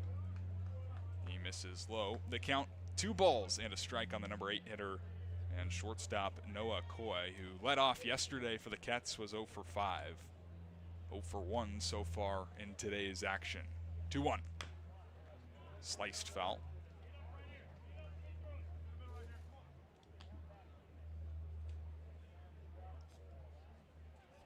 First of 5 games between these 2 teams in 2026. Last year, Kets 3-1-1 against the Harbor Hawks. 2-2. Misses outside, and the count is full. Kyle Olivo only issued 3 3-ball counts in his 4 innings of work. Kets just really not getting deep into the pitch count of these guys. Here comes the payoff. Front door slider taken for strike 3. A beautiful pitch from Van Froling. He works a scoreless 1-2-3 frame in the fifth, capped off with a K. To the sixth we go at Lowell Park on Cape League TV. The Kettleers welcome ZoomInfo.com as a premium sponsor for the 2026 season. Smart businesses use ZoomInfo. It leverages data to unlock useful insights, and it allows you to know who to reach out to and how to reach them so you can grow your business. Unlock insights, engage customers, and win faster with ZoomInfo. Proudly serving Cape Cod, Plymouth, and the South Shore since 1927, Paul J. Cazalt & Sons are here to solve your roofing, siding, and gutter needs. They also offer window replacement, rotten trim repair, deck resurfacing, and many other exterior improvements. Get in touch with the experts at Cazalt Roofing and Siding by calling 508-428-1177 or head to their website at cazalt.com, spelled CAZEAULT.com.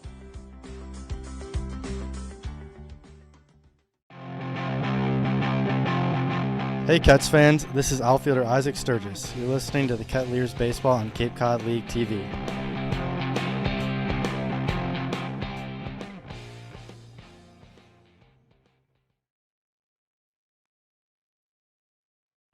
Beautiful day here at Lowell Park in Cotuit, Massachusetts. The seventh game of the 2026 regular season.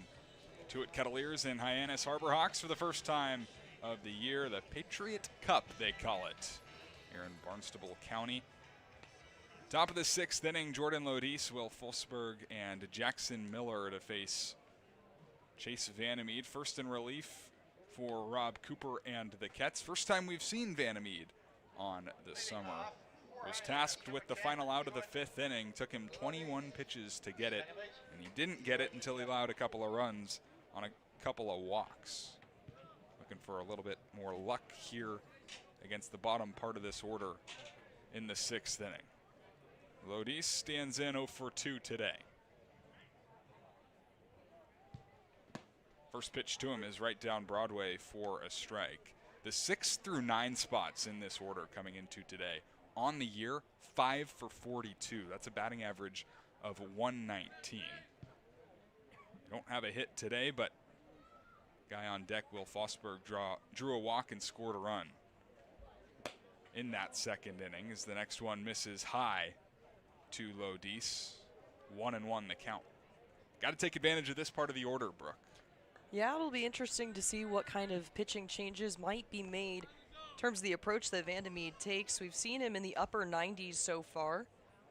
You've got a couple of guys who, you mentioned it, Lodis grounding into that double play just a couple innings ago, but Will Fosberg with the only true offensive production in the bottom half of this order.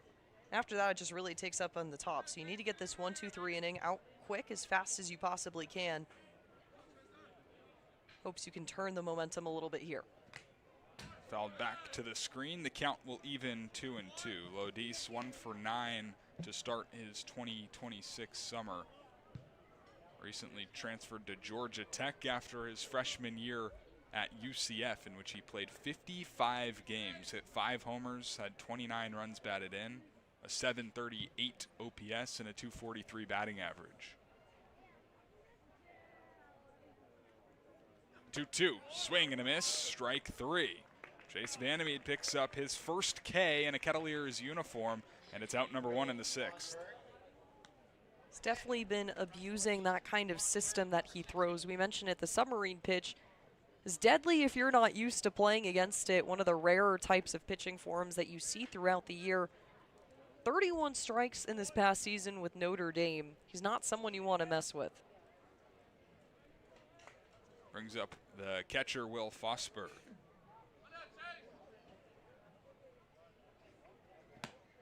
Swings through a fastball top of the zone at 93 miles an hour. Brooke, you had just said it.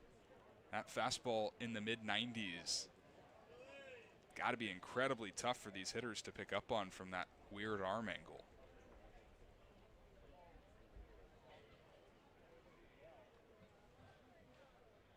The pitch is there for a strike, 0-2.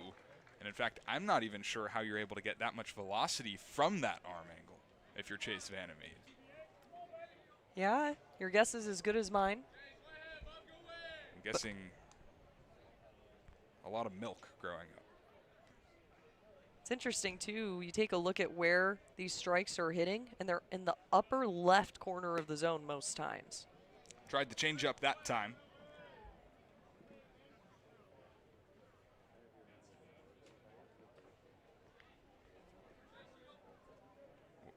Will Fosberg playing in just his second game on the summer. Getting thrown in against a guy like this, got to be tough. 1-2 in the dirt. We can take another look at Chase Vandermeed from the side, just how disgusting it is. He's able to throw 90 to 94 miles an hour from that arm slot. Nice bit of whip around. Feels like he doesn't have much of an elbow there, the way he can just go out all the way to the side, then cut it in at the last second to really connect in that strike zone. 2-2, cut back to the screen. The count will stay the same. Vandermeed just looking to hone in the small details. The walks have been a little bit high in his career, but so have the strikeouts. He strikes out over 13 batters per 9 innings in his career at Notre Dame. Now in the transfer portal. 2-2. Darts to the backstop. The count is full. When you take a look at the velocity of these pitches, he's 31 so far into this game, and they're still averaging in that 93 realm. It's impressive to see just the amount of pressure he's probably putting when he takes the pitch like that. At least just blows my mind to see him that high.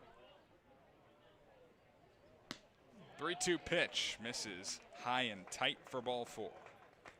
Second time that Fosberg has walked in his first Cape League start. And it's the third free pass issued by Chase Vandermeed in just 2/3 of an inning.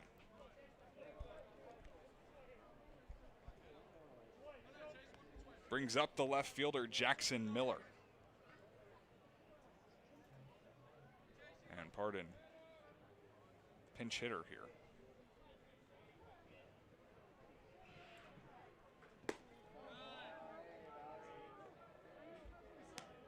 Tanner Chun.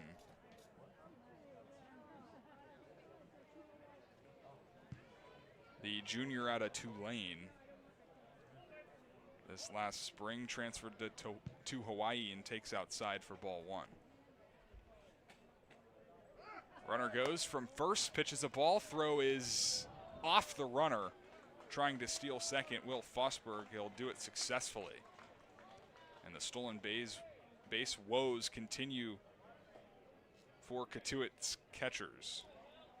Oh, jumped up in a timely manner there. Just the arm, which he tossed it out to the side, just a little too wide. Hunter Warren sitting right on top of that second base bag, and just too far to his left, our right, for him to pull it back in and make the tag at second. 2-0, a big cut on a pitch up and out of the zone. The count goes to 2-1. Chun will spend the next spring at Hawaii after playing in over 100 games at Tulane across 2 years. A .235 career hitter with an OPS 1 tick below 800. This misses high, and it's 3-1. Hyannis leading 2-0 in the top of the 6th inning.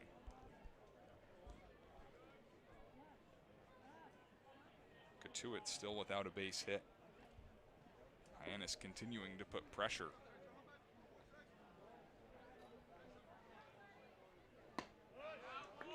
Count is full.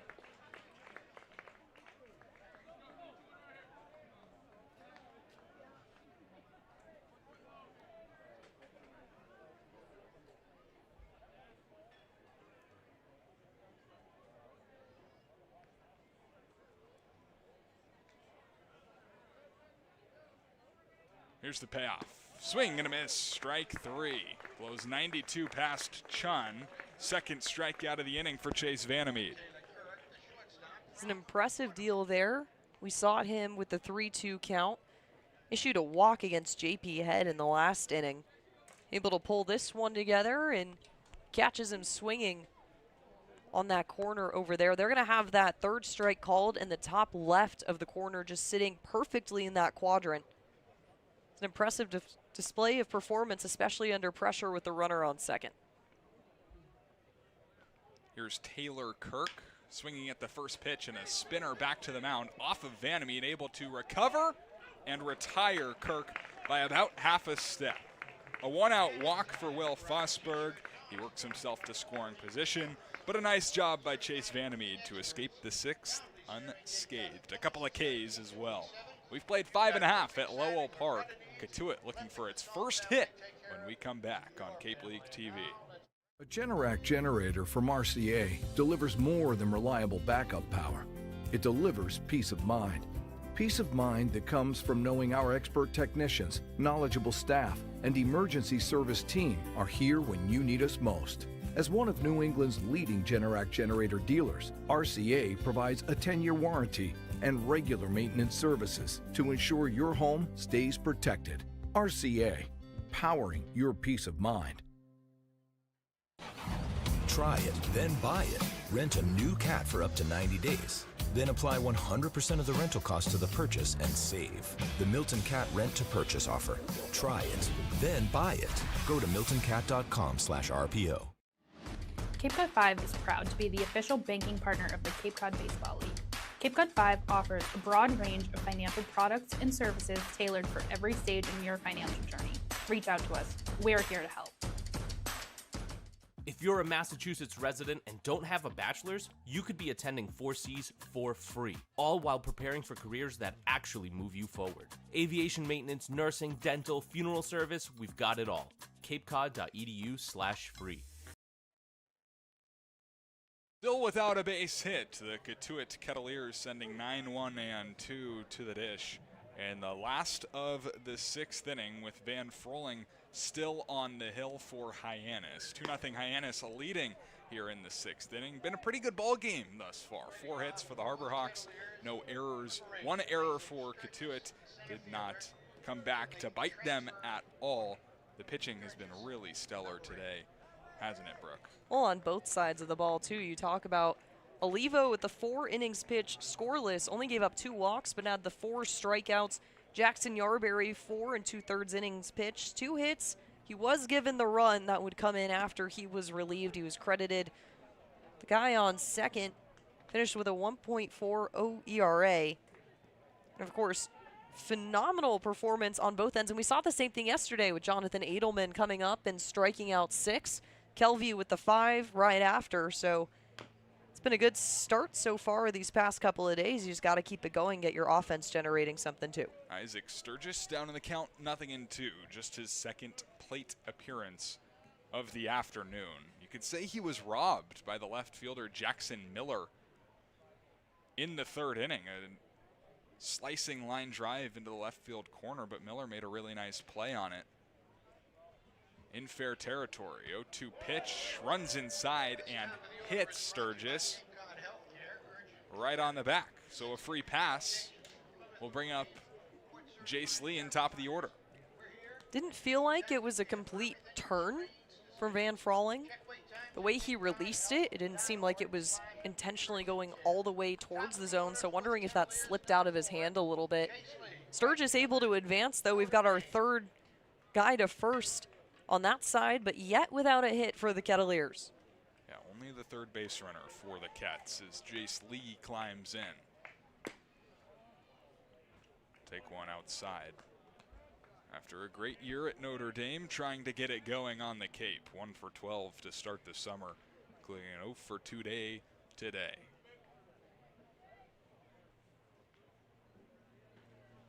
Swing and a miss on the fastball. 88 miles an hour evens things up. Cotuit sitting in second place with Falmouth in the West Division, Hyannis in the third. 1-1 is a little high, 2 balls and a strike. These two teams met 5 times last summer. Cotuit owned the season series, going 3-1-1, outscoring the Harbor Hawks 31-5.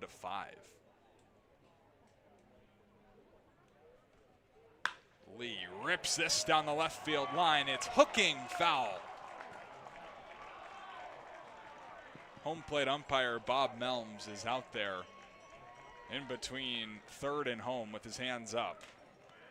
I think most people here at Lowell Park thought it was a fair ball, including Isaac Sturgis, who was just about to make the turnaround third. Yeah, the way the Cowbells came out in full force for that play, it was a nice slicer down the left side. The crack of the bat, too, really gave it kind of that belief that it was going to land in territory, but it just bounced on top of the foul line about 30 feet past the third base side. So Jace Lee getting another chance to do that. But yeah, Isaac Sturgis had the wheels going. They had to stop him at third, telling him that it was a foul ball. He was ready to go and score the first run of the game for the Kettleers.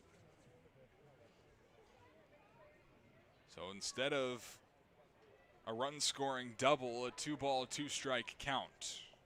Froling will check back to Sturgis, who only stole 5 bags in his 2 seasons, 63 games at Michigan State.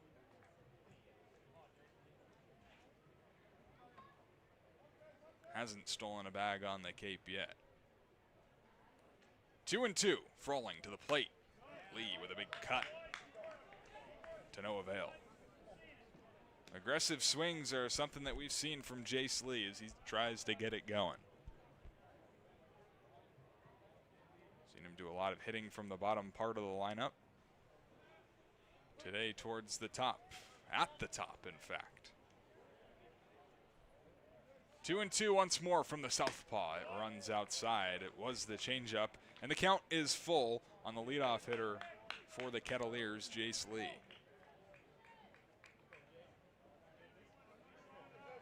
Kettleers trailing by 2 without a base hit here in the bottom of the 6th inning.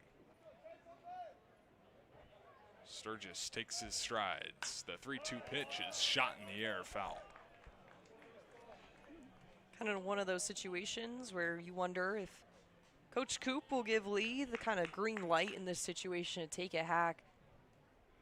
Looking, and you know that the changeup might be coming in this situation. You've got a couple foul tips off of that one so far, but Lee keeping himself poised, a 3-2 count.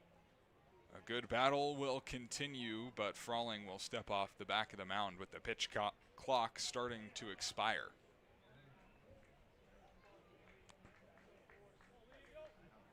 Three balls, 2 strikes, nobody out in the last of the 6th. The pitch home is inside for ball 4. Not a base hit, but it is a base runner. And the Cats have runners on first and second, back-to-back free passes to open the 6th. Take advantage of this situation here. It's the first time you've had a runner in scoring position all game as well. Isaac Sturgis taking advantage of his own walk to kick things off here in this inning, and Jace Lee rewarded for his patience and discipline at the plate, taking hacks at foul balls that were necessary to keep himself alive in this one. Here's Jake Hanley, who hit 2 home runs yesterday. First pitch skips in, a great stop by Will Fosberg.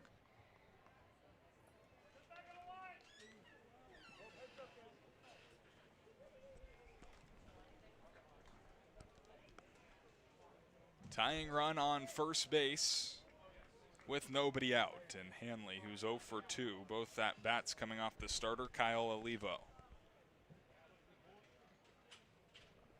That runs inside and hit him. The bases are loaded. A hit by pitch, a walk, and a hit by pitch. Van Froling has lost his command here in the 6th inning. 88-mile-an-hour changeup to the back for Jack Hanley. Took it like a stud, too. See that bounce just off his back, and Fosberg having to go up and have a quick second to chat with his pitcher, but the bases are loaded. This is what I meant earlier in the game. The changes of momentum are so sharp here, especially with these Cotuit Kettleers, where moments ago had a couple of base runners to your name, but hadn't seen any play at the second base side, and Now you got your bases loaded and a chance to come up and tie this game right here. Looks like Mitch Carricker is out there, the head coach for Hyannis, to try and calm down his lefty, who looked really good in his first inning of relief. A 1-2-3 fifth inning with a couple of strikeouts, but has lost it here in the sixth. Bases are loaded. Nobody is out. Cats still don't have a base hit in this ball game, as they send Hunter Warren, Horizon League Freshman of the Year, to the plate. First pitch swinging in a ground ball that sneaks through the left side, a base hit. Sturgis scores. Here comes Lee. We're tied at 2. Hunter Warren attacks the first pitch. A 2 RBI single to tie the game. What a moment and what a performance from Hunter Warren, someone who has been looking for that key hit, that key single to get things going. Comes in with a bases loaded situation, and it's a nice knockdown between the shortstop and third base side, and Taylor Kirk unable to dive in and make a play on that one and sets it up. And what a great call. Brooks Badeau to send Jace Lee home too for the tying run. Had enough time on that one, couldn't get it back in time, was Jackson Miller out in left field. And wow, what a change in momentum. I feel like that's kind of the word of the game here. Brooke, that ball was not hit hard, but it was hit hard enough to sneak on through. And it breaks up the no-hitter put on by Harbor Hawks pitching. Here's Taransky squaring to bunt, pulling back a pitch that nearly hit him in the face, as we've got a replay of that last at-bat by Hunter Warren. Attacking the first pitch, and it gets by Taylor Kirk, the shortstop. Just barely. It was a good Plates diving 2 runs. effort. Sure was. And a brand new ball game in the sixth as Taransky squares the bunt again, drops it down, but foul. We have seen Cotuit not shy away from small ball. Yesterday it was J.J. Moran in the ninth inning with a sacrifice bunt that set up the game-winning hit by Sojan O.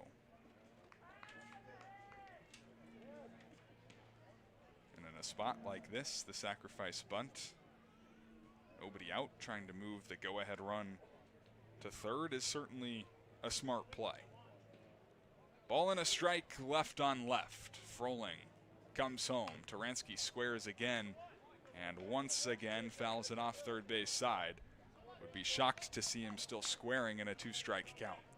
Would be interesting too, the changeup coming down the slide, that one not able to get enough pop on that to keep it past the foul line, and now you're sitting with a 1-2 count. Gotta wonder how patient you're gonna be trying to get this up to a full count, or if you're gonna take a hack straight away.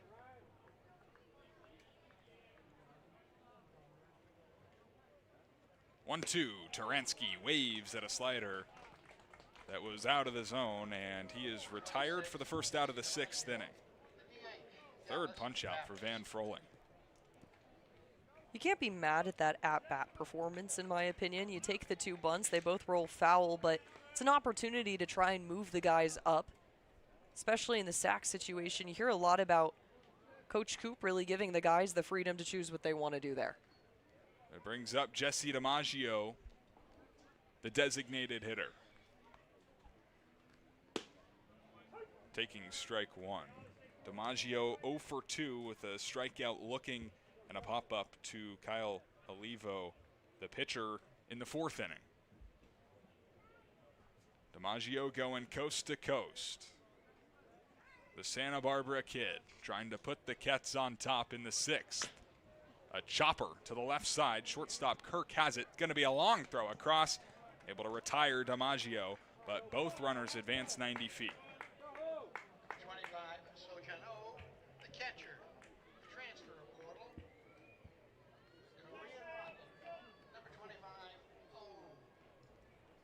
Sojan O will come to the plate. Was last night's hero for the Cats.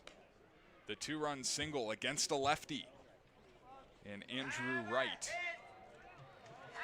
A lot of good lefty on lefty action, and O really emphasizing how much fun that whole experience was, but making the big swings when he needs to, but it was more so keeping the ball in play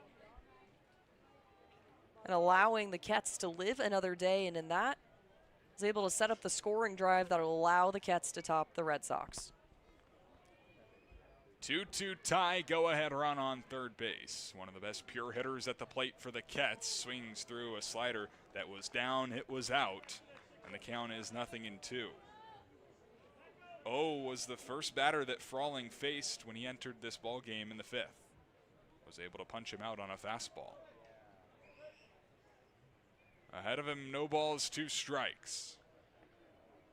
Trying to escape this inning, still tied. The pitch taken just inside. Stone cold take from So-Jun Ho. Not even a flinch or an ounce of movement from him on that. The discipline really coming through on that end of the bag. Ball any wider probably would have come in striking distance of hitting O after a certain point. 1-2 pitch is in the dirt, ball 2. Battle will continue. The plate discipline continues to impress by So-Jun Ho. 2 in scoring position with 2 outs in a 2-2 ball game. A left-on-left matchup. Here's the pitch. Slider, that will be strike 3. Got him looking as Frawling escapes, but not before 2 runs come home to score. The Kettleers are able to tie this thing up. It's Hunter Warren who delivers the 2-run single for his first 2 RBIs of the summer. Not the score at 2 apiece as we go to the 7th inning at Lowell Park. It's been a great baseball game. Some great pitching displayed. The starter, Jackson Yarberry, went 4 2/3 innings pitched today, and his family, all the way from Lake St. Louis in Missouri, nearly 1,200 miles away, was in attendance, and Liam got to talk to him a little bit earlier. Yeah, you're right, Carson. Family is everything on the Cape, right? You see it at Lowell Park all the time. The family's around you. But how about a player-to-family relationship? Suzanne, the mother of Jackson Yarberry, traveling, as you 1,200-plus miles from St. Louis, Missouri, just yesterday. And that was such a great start for them to witness for Jackson Yarberry. 4.2 innings pitched, 2 hits, 1 run. Suzanne said it's just crazy seeing him live his dream. I asked if they had any superstitions. Suzanne pointed to the row beside me to Jackson's grandmother. She said, "I can never film. It feels like every time I do, the ball is hit." So she has Jackson's grandmother get the footage of her. My suggestion, Carson, let's have Suzanne get the camera for some Kets hitters still looking for their first hits of the game. Back to you in the booth. Well, hey, maybe they did have the camera out because the Kets were able to tie the score at 2 as the new pitcher for the Kets going to try and keep this game at a 2-2 tie. It was Chase Vandermeed. It's now Truett Manuel. Brooke, he's one of the newest Kettleers on the Cape. Yeah, it was interesting to see all the work that he was able to put in. Spent some time with the NC State Wolfpack in his redshirt freshman season. He had 9 games appearance, all out of bullpen, so he's used to that reliever position. We talk about the Kettleers pitching staff. Most of them sit as relievers, very few true starters in that lineup, of course. So nice to see a consistent arm coming out of that. 9.82 ERA. He had about 7 1/3 innings pitched so far. Finished 10 strikeouts and 8 walks, so a more positive strikeout to walk ratio. Curious to see how he'll do. He did not appear for the Wolfpack back in 2025, but of course his time back in Fletcher, North Carolina, earning honors left and right. Finished with a career 179 1/3 innings pitched back in high school, a 106 ERA coming out of all of that work. 343 strikeouts, held a 27-3 record out there at West Henderson High School. Chase Vandermeed, who was second in relief, was solid after that first inning, in which he really did struggle. Had to throw 21 pitches to get 1 out. The final line for Vandermeed: inning and a third, 2 hits, 1 run, 2 walks, 2 Ks. But again, settled down quite nicely in that second inning relief. His debut as a Kettleer. Truett Manuel, his first pitch as a Kettleer, misses high to the leadoff hitter, Henry Zenor.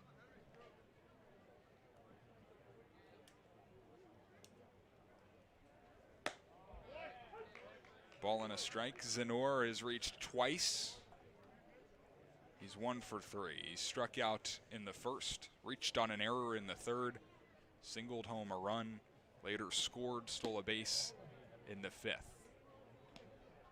Takes 2 and 1. Truett Manuel just arrived on the Cape a couple of days ago, along with Aaron England. 2-1 pitch is a sky ball on the middle of the diamond. Shortstop Noah Coy calls off Hunter Warren for out number 1. Good discipline from what we've seen so far. Able to put a pop fly up off of only 4 pitches thrown. It's Kettleers' debut. The Cats really needing someone up on the mound who won't allow any easy pitches, making these batters work for it. So far, we've seen a good amount of walks coming out of the Hyannis Harbor Hawk batting side of things. You really need to limit that here to keep yourselves in play with a 2-2 score. John Embry swings at the first pitch. He sees, chops it down the line. Nice diving stop. That won't mean anything for J.J. Moran. Looked cool, though. Looked really cool. Nice fly out. Able to dive out for that. Looks like a volleyball player.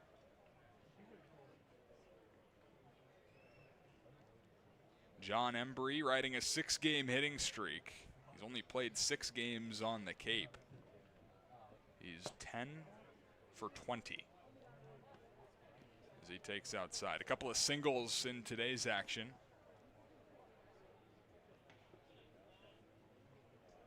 Going up against Truett Manuel, the 6'2", 206-pound righty.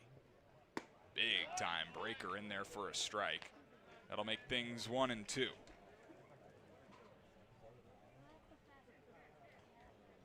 Two-two ball game here in the top of the 7th inning.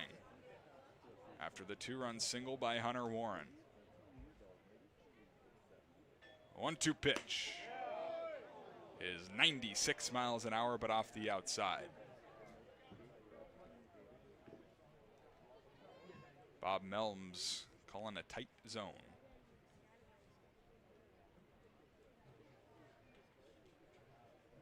2-2.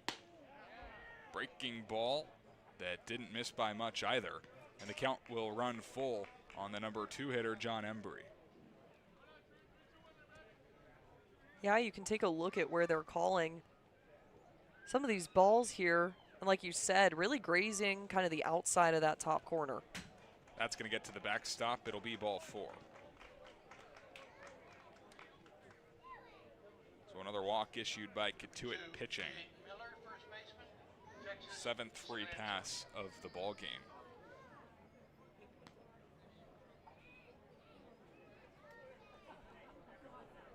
Bring up Caden Miller. Broken 0 for 12 with his single in the 5th.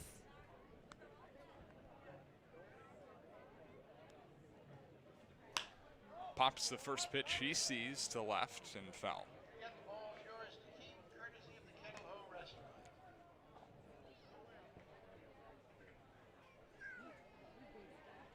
Two runs in the 5th for Hyannis, 2 runs in the 6th for Cotuit.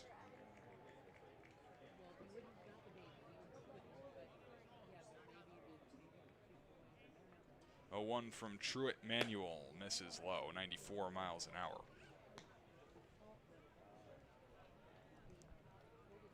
It was Sojun O with the big base hit in yesterday's ball game, top of the 9th inning to put the Kets on top. Played some really tight baseball games after a 17-2 loss here at Lowell Park a couple of days ago. Miller gives this a ride straight away center. Sturgis turning around, makes the catch in center field. Embry has to retreat back to first. A roller coaster of a play by Isaac Sturgis, but it's a result-based business, and he comes down with it for out number 2. Dare I say that rival the play of Jackson Miller just a couple innings ago. An absolute turnaround. Isaac Sturgis really having to crank his head all the way to the left to keep track of that ball. He was practically where the warning track would have been on that end of things, and just it fell right into his glove. It was right on top of him. He turned that perfectly. JP Head swings at the first pitch. We can take another look at it. Well struck ball, straightaway center. This is a tough one. Sturgis didn't know which way to go. Last second, able to reach out and make the play. Manuel will check over on John Embry. Not stolen a bag this year. Only 5 stolen bases on the summer for Hyannis. Very similar base running team to that of Cotuit. 0-1, Miller takes a fastball for a strike. It's 0-2. JP Head has found himself on first base twice. A couple of walks and a ground out to J.J. Moran over at third base. Teammate with Landon Beaver in the spring at Alabama Birmingham.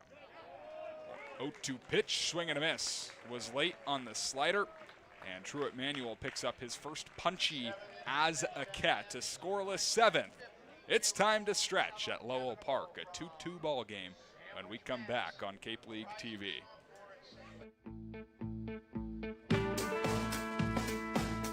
Want to give your kids an experience they'll never forget? That's what our Kettleers clinics are all about. Kids ages 6 to 18 will have the opportunity to learn the fundamentals of baseball and the importance of sportsmanship from some of the top college baseball players in the country.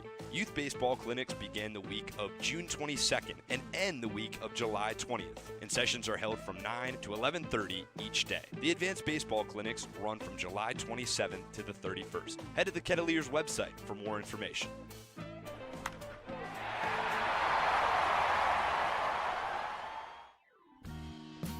The Kettleers welcome ZoomInfo.com as a premier sponsor for the 2026 season. Smart businesses use ZoomInfo. It leverages data to unlock useful insights, and it allows you to know who to reach out to and how to reach them so you can grow your business. Unlock insights, engage customers, and win faster with ZoomInfo.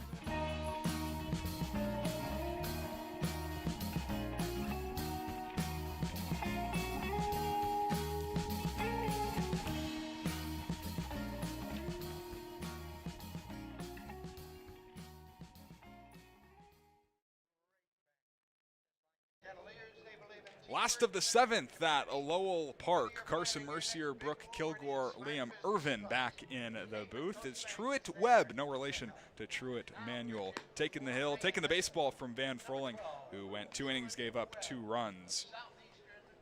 And Liam, what do you know about Truett Webb? Know that he's already had 2 appearances for the Harbor Hawks this season. He came in a big-time situation against Brewster and forced an inning-ending 6-4-3 double play with the bases loaded. Last appearance, 1.2 innings pitched, no hits, no runs. First appearance, 4 earned runs, but worked out of that big jam, big-time situation right now for the 6-foot righty out of southern Louisiana. He's going to have 7, 8, 9 for the Kets as the sun really starts to take effect at Lowell Park in Cotuit, Massachusetts. Mound completely covered in shade. The plate nice and sunny. So J.J. Moran watches the first pitch from Manuel, miss outside. And this is even harder for the hitter. It's kind of coming out of the shadows into the sun. Interesting to see how Cotuit hitters manage it.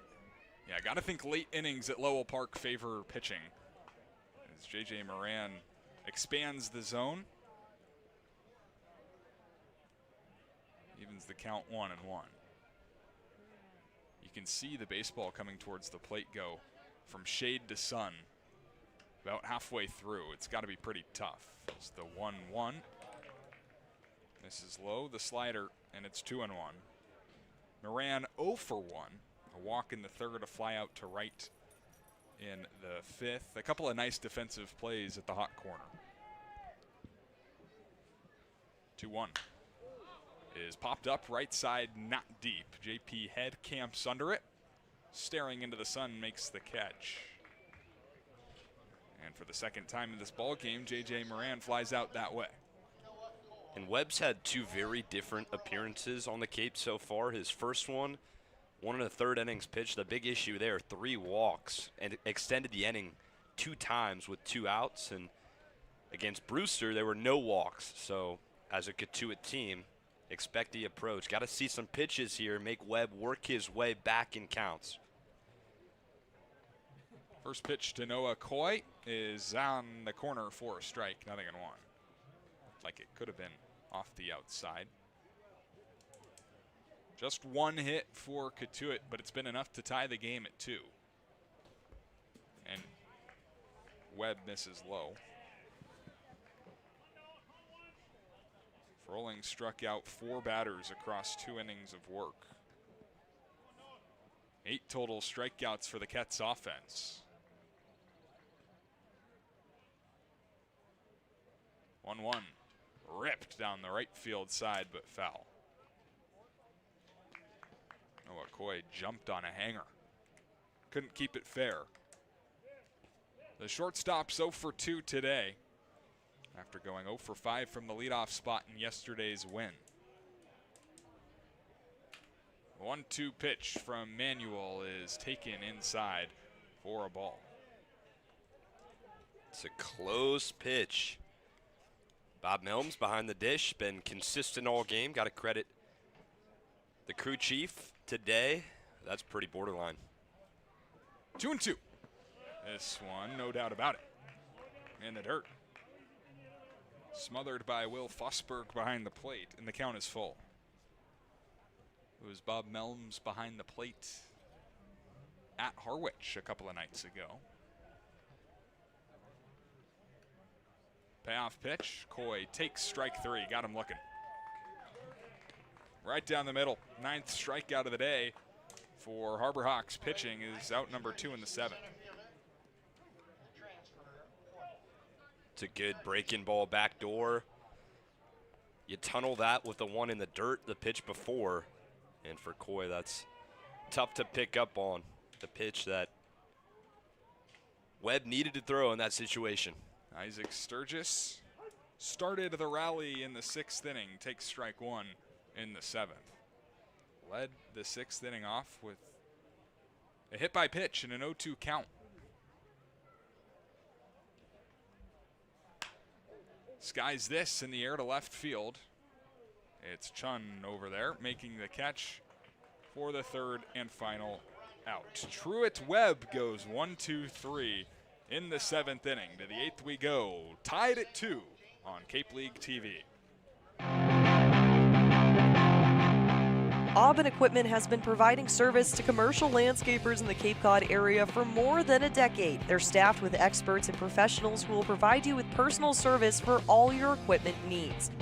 Aubin Equipment is the exclusive sales and service dealer for Walker mowers on Cape Cod, and we're named the top dealer in Walker equipment 3 years in a row. Find Aubin Equipment online at aubinequipment.com or stop by Monday through Friday at their location in South Dennis.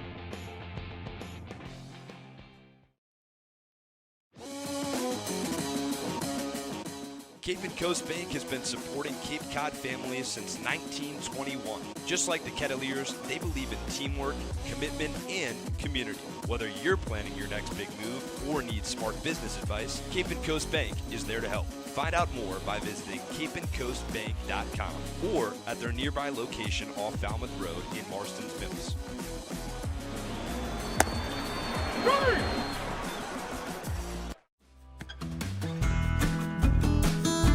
Cats fans, this is Hogan Denny, catcher from Indiana University, and we're grateful for all your support this summer.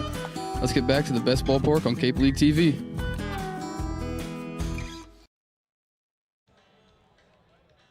Top of the 8th inning at Lowell Park, where Truett Manuel retakes the hill after his debut inning as a Cotuit Kettleer went quite nicely.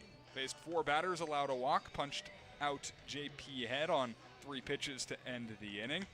They'll have 6, 7, 8 for the Harbor Hawks in the top of the 8th, where we're all tied at 2. Trey Hussey, Jordan Lodis, and Will Fosberg scheduled to bat in the inning. Trey Hussey recently committed to Ole Miss. He'll lead off the frame. 0 for 2 with a walk to this point. Interesting to see how far Truett Manuel will be allowed to go in this game. Jackson Yarberry and Chase Vandermeed, both before him, looked pretty solid. Bouncer to the first baseman, Tyransky. He's got it to the bag for the first out. It is also starting to rain a little bit at Lowell Park. Yeah, you can kind of see it from the left field side, and here it comes. It's one of those interesting weather patterns. They've got a lot of names for it in the south. Just watching the speckling of it start to come down on top of our roof right here. The sun is still out in full force, though. It's streaky along the side. First base and right field are completely in the open. Yeah, interesting weather patterns here right next to the ocean, to say the least. Lodis takes strike one. Guys, I can't lie to you. This reminds me of Eugene, Oregon. Oh, does it? Yeah. You're back home, partner. Yeah. It sure seems like that. It is really coming down here, especially in the stands. Not going to stop Truett Manuel from firing in a pitch that misses high. Gets to the backstop. A race for it behind the plate. Wow. It's a Hyannis Harborhawks ball boy winning that one. Really curious, do you have any sayings for what this is called in Oregon? They don't call it rain. They call it, I don't know. This is nuts.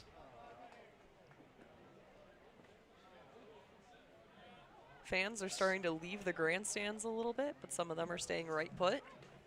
That view is kind of cinema. It is. Wow. You look at it from the right field side, and you had no idea that rain is coming down. There's a rainbow, actually, all the way to our right. Oh, wow. It's really pretty. 3-1 pitch. Rolled over. J.J. Moran's got it on a couple hops. Out number 2. It's a tough play right there, especially in the rain. Takes a few hops on the grass, and that ball is slick coming off the glove of Moran. Credit to him. Usually that means the throw will sail high. Philosophy always kind of, when you're in the field with rain happening, you just got to do your best to get off of the field as quick as possible. It's easier said than done sometimes, but these long innings, especially in the rain, wear you down. Your grip starts to loosen on the baseball. Will Fosberg takes outside. Creates a whole new element of play for sure. The dirt starts to get a little stickier. The grass, the ball kind of skips off the grass a little differently. 1-0 is inside as it continues to pour down at Lowell Park. You wouldn't think it should be raining, just this one cloud overhead. The rest of the sky pretty bright blue. 2-0. Way high for a ball.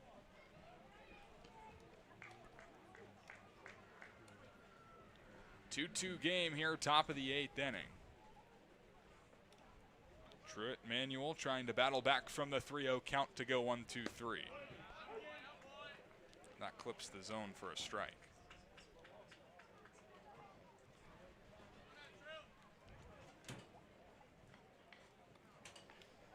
Three and 1. Hit hard in the air towards right. Jace Lee stutters, slides, makes the catch. It's the 1-2-3 8th inning for Truett Manuel. A little help from his friend Jace Lee out in right field. To the 8th we go. Cotuit tries to take its first lead of the game when we come back on Cape League TV. A Generac generator from Mercier delivers more than reliable backup power. It delivers peace of mind. Peace of mind that comes from knowing our expert technicians, knowledgeable staff, and emergency service team are here when you need us most. As one of New England's leading Generac generator dealers, RCA provides a 10-year warranty and regular maintenance services to ensure your home stays protected. RCA, powering your peace of mind. Try it, then buy it. Rent a new cat for up to 90 days. Then apply 100% of the rental cost to the purchase and save. The Milton Cat Rent to Purchase offer. Try it, then buy it. Go to miltoncat.com/RPO. Cape Cod 5 is proud to be the official banking partner of the Cape Cod Baseball League. Cape Cod 5 offers a broad range of financial products and services tailored for every stage in your financial journey. reach out to us. We're here to help. If you're a Massachusetts resident and don't have a bachelor's, you could be attending 4Cs for free, all while preparing for careers that actually move you forward. Aviation maintenance, nursing, dental, funeral service, we've got it all. capecod.edu/free. Sweet Caroline serenades the fans here at Lowell Park. A 2-2 ball game as we go to the bottom of the 8th inning. Rain still kind of falling down. It's definitely lightened up a bit as Truett Webb retakes the hill for his second inning of work. Carson, Mercier, Liam Ervin, Brooke, Killgore here for Game 7 of the 2026 season.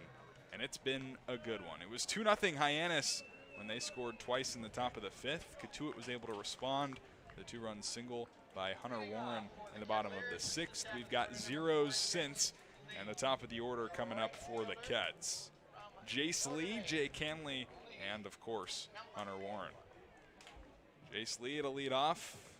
Had a nice sliding play in right field to cap off the 8th inning. Webb's first pitch misses in. Lee 0 for 2 with a walk and a run scored. Been aggressive on the first pitch today. Takes this one low. First 2 at-bats for Jace Lee. Saw just 2 pitches. Grounded out to second and flew out to left. Or pardon, to center. And a hitter-friendly count here. Webb comes home. And a fastball will clip the zone for a strike. This feels like the inning where the Cotuit offense needs to start piecing things together. And look at that. Shout out to our crew behind the scenes. What a shot.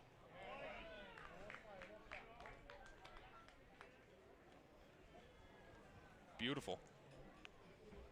Still smells like rain, but it's finally started to die down a little bit. Just ocean weather for you. Swing and a miss on the 3-1. Wasn't expecting rain on the Cape. Supposed to rain around 4:30 earlier today, but it kind of disappeared, and curious if we were just a couple hours early to the storm. Payoff pitch is a half-hearted attempt by Jace Lee. He goes swinging. Second strikeout for Truett. Webb out number 1 here in the last of the 8th. Good breaking ball. That's been working for Webb. Looks like a pretty true curveball over the top. Can throw it for a strike. That one was a little bit low of the zone most likely, but it fooled Lee. Got him out in front of it. Base runners are needed for the Kets. Here's Jake Hanley taking strike 1. 0 for 2 day after a 2 for 5 performance in yesterday's win.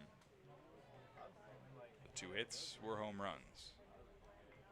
0-1 by the letters. Wouldn't hate another homer right here, that's for sure. That would possibly bring the fans back into the stadium. Yes. 1-1. Hanley takes a changeup for a strike. 1-2. Pretty nice pitch by Truett Webb, who's got some filthy stuff that we've seen since he's come into this game. Kicks and deals. Hit hard on the ground to the shortstop, Kirk. Able to retire Hanley by a step.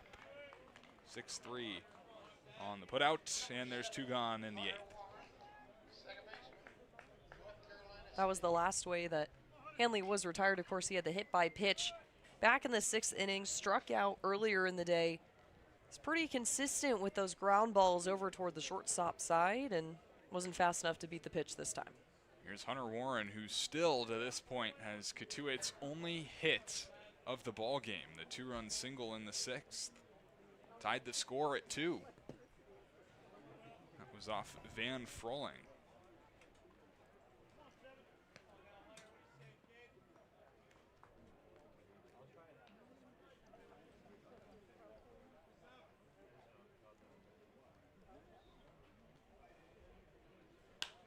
Skies this in the air, shallow right. JP Head moving in. It's the second baseman, Jordan Lodis, calling him off at a 1-2-3 8th inning. 6 up, 6 down by Truett Webb since he came in to start the 7th. We'll go to the 9th here at Lowell Park, tied at 2. Cape and Coast Bank has been supporting Cape Cod families since 1921. Just like the Kettleers, they believe in teamwork, commitment, and community. Whether you're planning your next big move or need smart business advice, Cape and Coast Bank is there to help. Find out more by visiting capeandcoastbank.com or at their nearby location off Falmouth Road in Marston's Mills.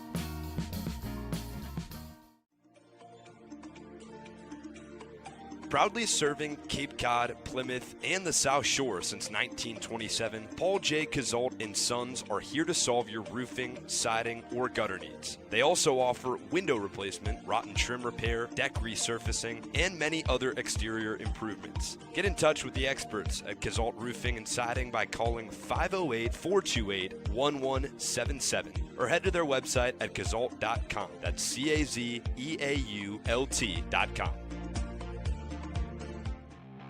Hey Cotuit fans, this is Dayton Murphy, shortstop from Purdue. This is your home for Kettleers baseball all summer long. Catch all the action from Lowell Park and on the road right here on the Cape League TV.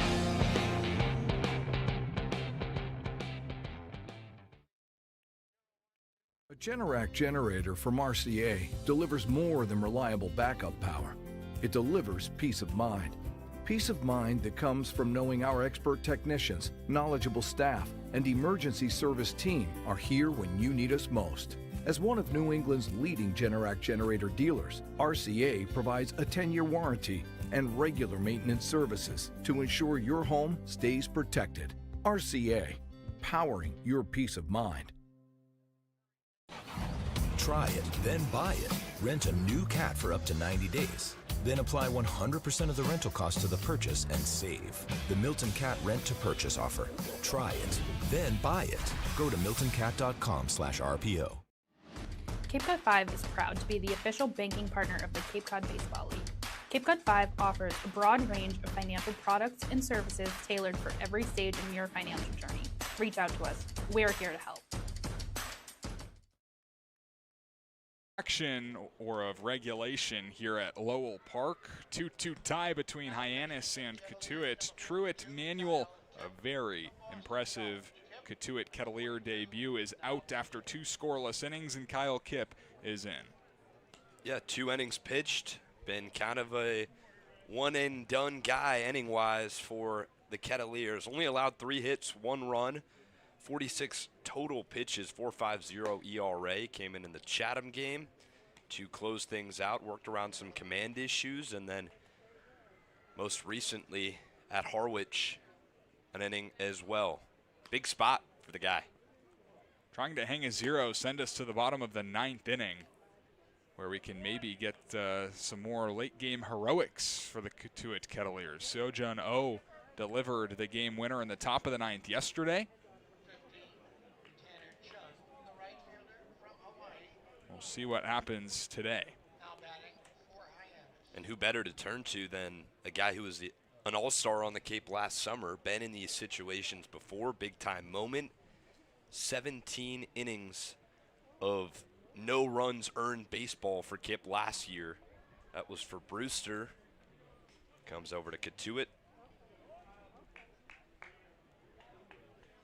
He'll have 8, 9, and 1 for the Harbor Hawks, a part of the order that has really, really struggled in this ball game. 0 for 6 is 8 and 9. 0 for 6 and 1 for 9. These 3 spots. Kip's first pitch is a strike to Tanner Chun, who's 0 for 3. Late replacement of Jackson Miller right before first pitch.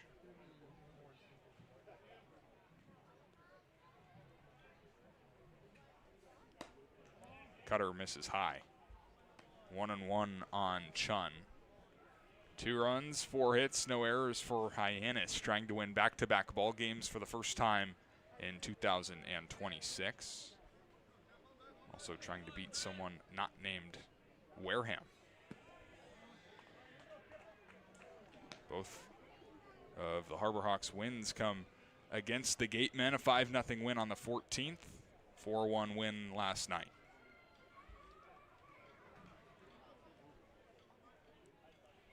Two-1, Kip comes home.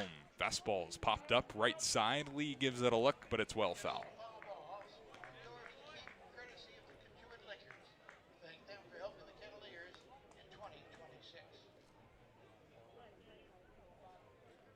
Mostly sunny skies here at Lowell Park despite some downpour and spurts throughout the 8th inning.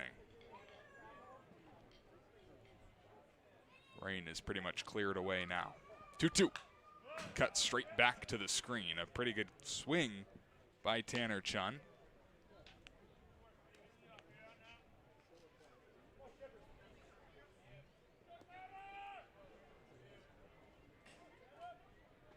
Harbor Hawks will be on the back at home tomorrow to take on Chatham. 6 o'clock first pitch scheduled.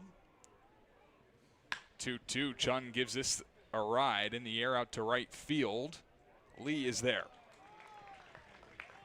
6 in a row retired by Ketts pitching.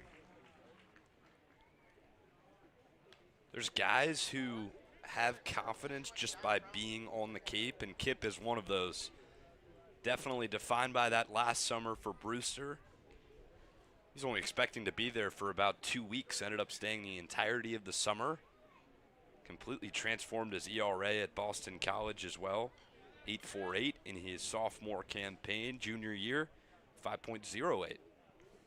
Number 9 man, Taylor Kirk, 0 for 3, takes high. It's crazy that sometimes all it takes is a little bit of confidence. You can get that confidence by facing the best hitters in college baseball here on the Cape. 1-1, nicely located breaking pitch for a strike. Kirk has really struggled in 2026. On the summer, 2 for 23.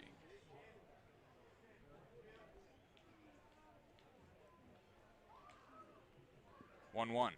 Skips low.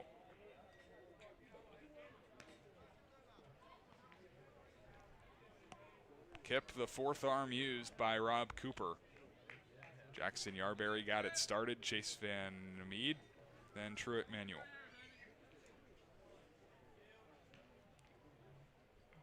Two-one. Will miss low. A 3-ball count for Kyle Kip. Cotuit will be on the road tomorrow. 6:30 scheduled first pitch against Orleans. First trip to Orleans in 2026. Before that, you got to get through today. 3-1. Top of the zone for a strike. Cotuit sitting at 3-2-1. Hyannis at 2-4. Separated by a couple of games.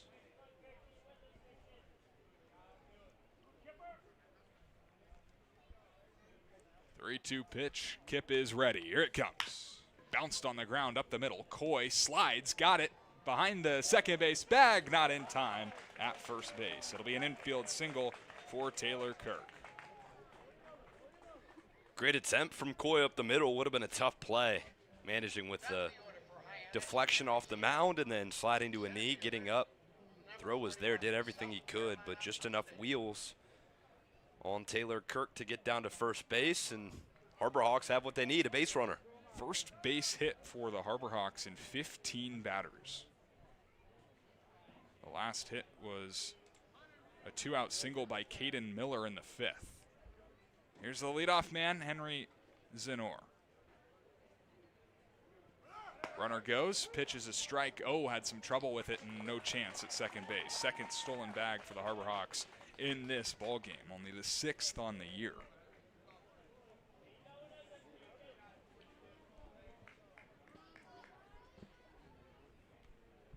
Runner in scoring position in less than 2 outs for Hyannis, as the Harbor Hawks try to retake the lead here in the top of the 9th inning.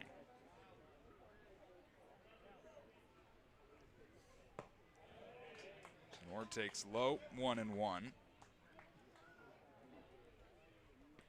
Zenor maybe trying to start to heat up.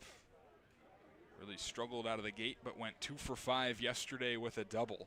A hit in this ball game as well, as he has to get his hands out of the way of a breaking pitch that misses inside. Singled in a run, also scored a run in the 5th. Infield pinched up the middle, Coy holding the runner on second base. The 2-1 is nubbed foul.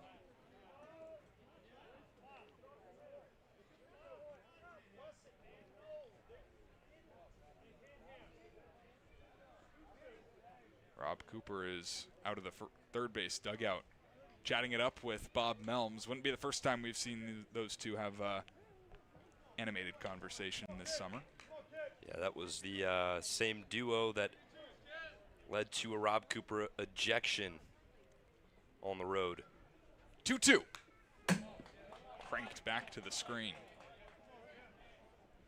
91 on the gun. Zenor got a pretty good swing off on it. Still a pretty good crowd here at Lowell Park despite the rain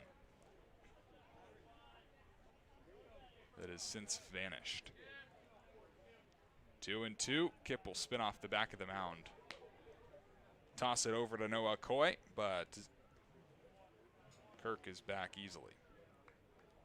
This is forward thinking now, but you got to think possibly in the bottom of the 9th. Some pinch hitters in the Kets lineup. You got some significant bats taking a rest tonight. Here's a grounder to second. Warren takes care of out number 2, but Taylor Kirk advances 90 feet from home to third base. Got to get this out first, of course, but notably, I mean, Hogan Denny on the bench right now, Dawson Park, Brady Christman, Landon Beaver kind of has a knack for the big moment. Brooke, you would know firsthand, so any of those guys really might see some time in the bottom frame of the 9th as Coach Curtin comes out to speak with Kip. Well, and if the score holds up into the bottom of the 9th inning, the last time Cotuit saw a walk-off situation was Landon Beaver in that semifinal against Wareham, and a really great experience to be a part of, but it was a similar deal here where Kettleers Arms just need to get them out of this situation. You saw it come to fruition last season, of course. You just got to take advantage, and Landon Beaver just being the guy to step up and make it happen at the right moment. Only a couple games on Cape in that situation, too. So curious to see if he'll get the nod to pinch hit in today's game. Yeah, he is the only left-handed batter on the bench. 4 righties for Rob Cooper to choose from. Dayton Murphy, Hogan Denny, Dawson Park, and Brady Christman. Landon Beaver, the lone lefty.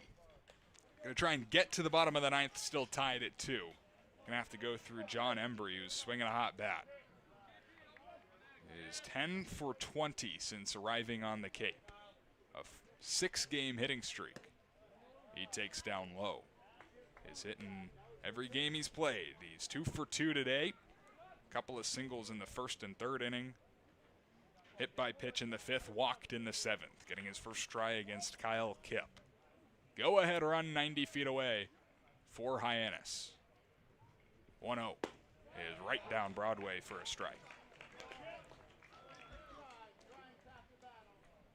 Hyannis out hitting Cotuit 5-1. Have left runners on in 5 different innings, multiple runners on in 2. 1-1 pitch is hit in the air softly out to left field. A looping line drive will fall in front of Jake Hanley, and the Harbor Hawks take a 3-2 lead with 2 outs in the 9th inning. Embury just continues to hit the baseball. That's his 3rd hit on the day. He's reached base every time up so far today. Not the hardest ball he's hit out of the 11 he's had this season, but it does the job. Bloop single over the head of the shortstop Coy. No one able to make that play, and the run comes in to score. His 2nd RBI of the summer gives Hyannis the lead. Caden Miller takes ball 1. Looked like a pretty good pitch. So yesterday, it was Cotuit with the go-ahead hit in the top of the 9th inning. Today, it's Hyannis, giving the Kettleers a taste of their own medicine, I suppose. Nice block by Seo-Jun Oh.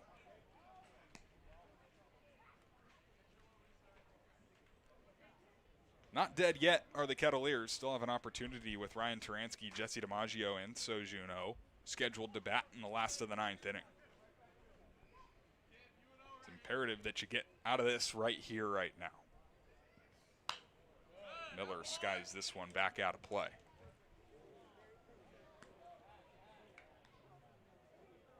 Some guys standing in Cotuit's bullpen. Nobody really up and throwing. There's a righty going for Hyannis. Been a well-pitched game by both sides. But Hyannis has broken through here in the 9th. 2-2. Kyle Kipp 1 pitch away from getting out of the 9th inning.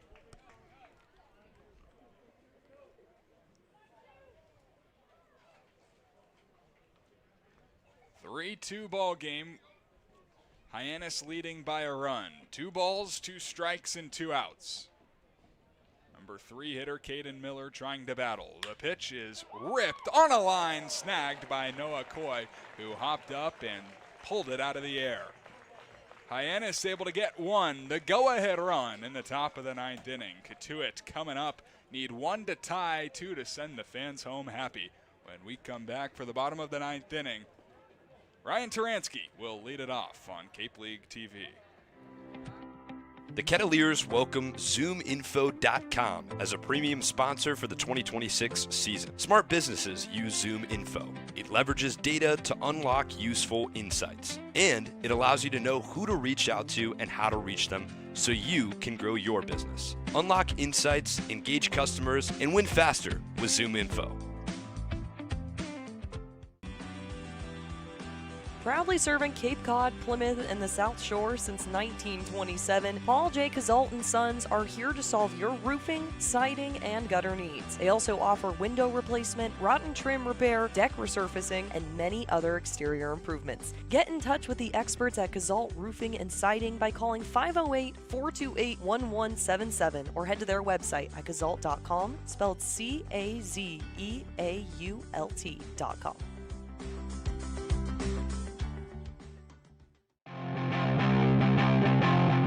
Hey Cats fans, this is outfielder Isaac Sturgis. You're listening to the Kettleers Baseball on Cape Cod League TV.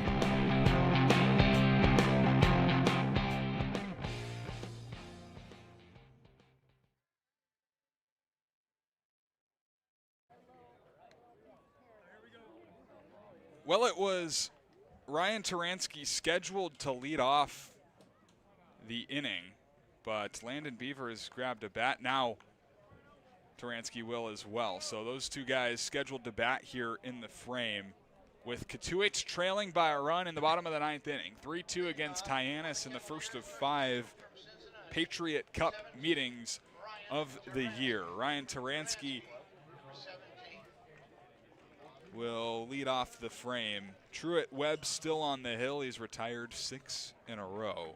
And Beaver has the bat. He'll hit for DiMaggio, who was scheduled to bat 2nd in the inning. Webb has been great in the ball game, as the first pitch of the 9th has been fouled back.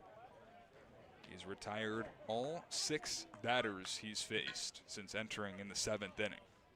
Had to go through J.J. Moran, Noah Coy, and Isaac Sturgis in the 7th, and then the top of the order, Jace Lee, Jake Hanley, Hunter Warren in the 8th. 0-1 is right off the inside. 1-1 the count. Well, and of course, you take a look over to the on-deck circle for the Kettleers.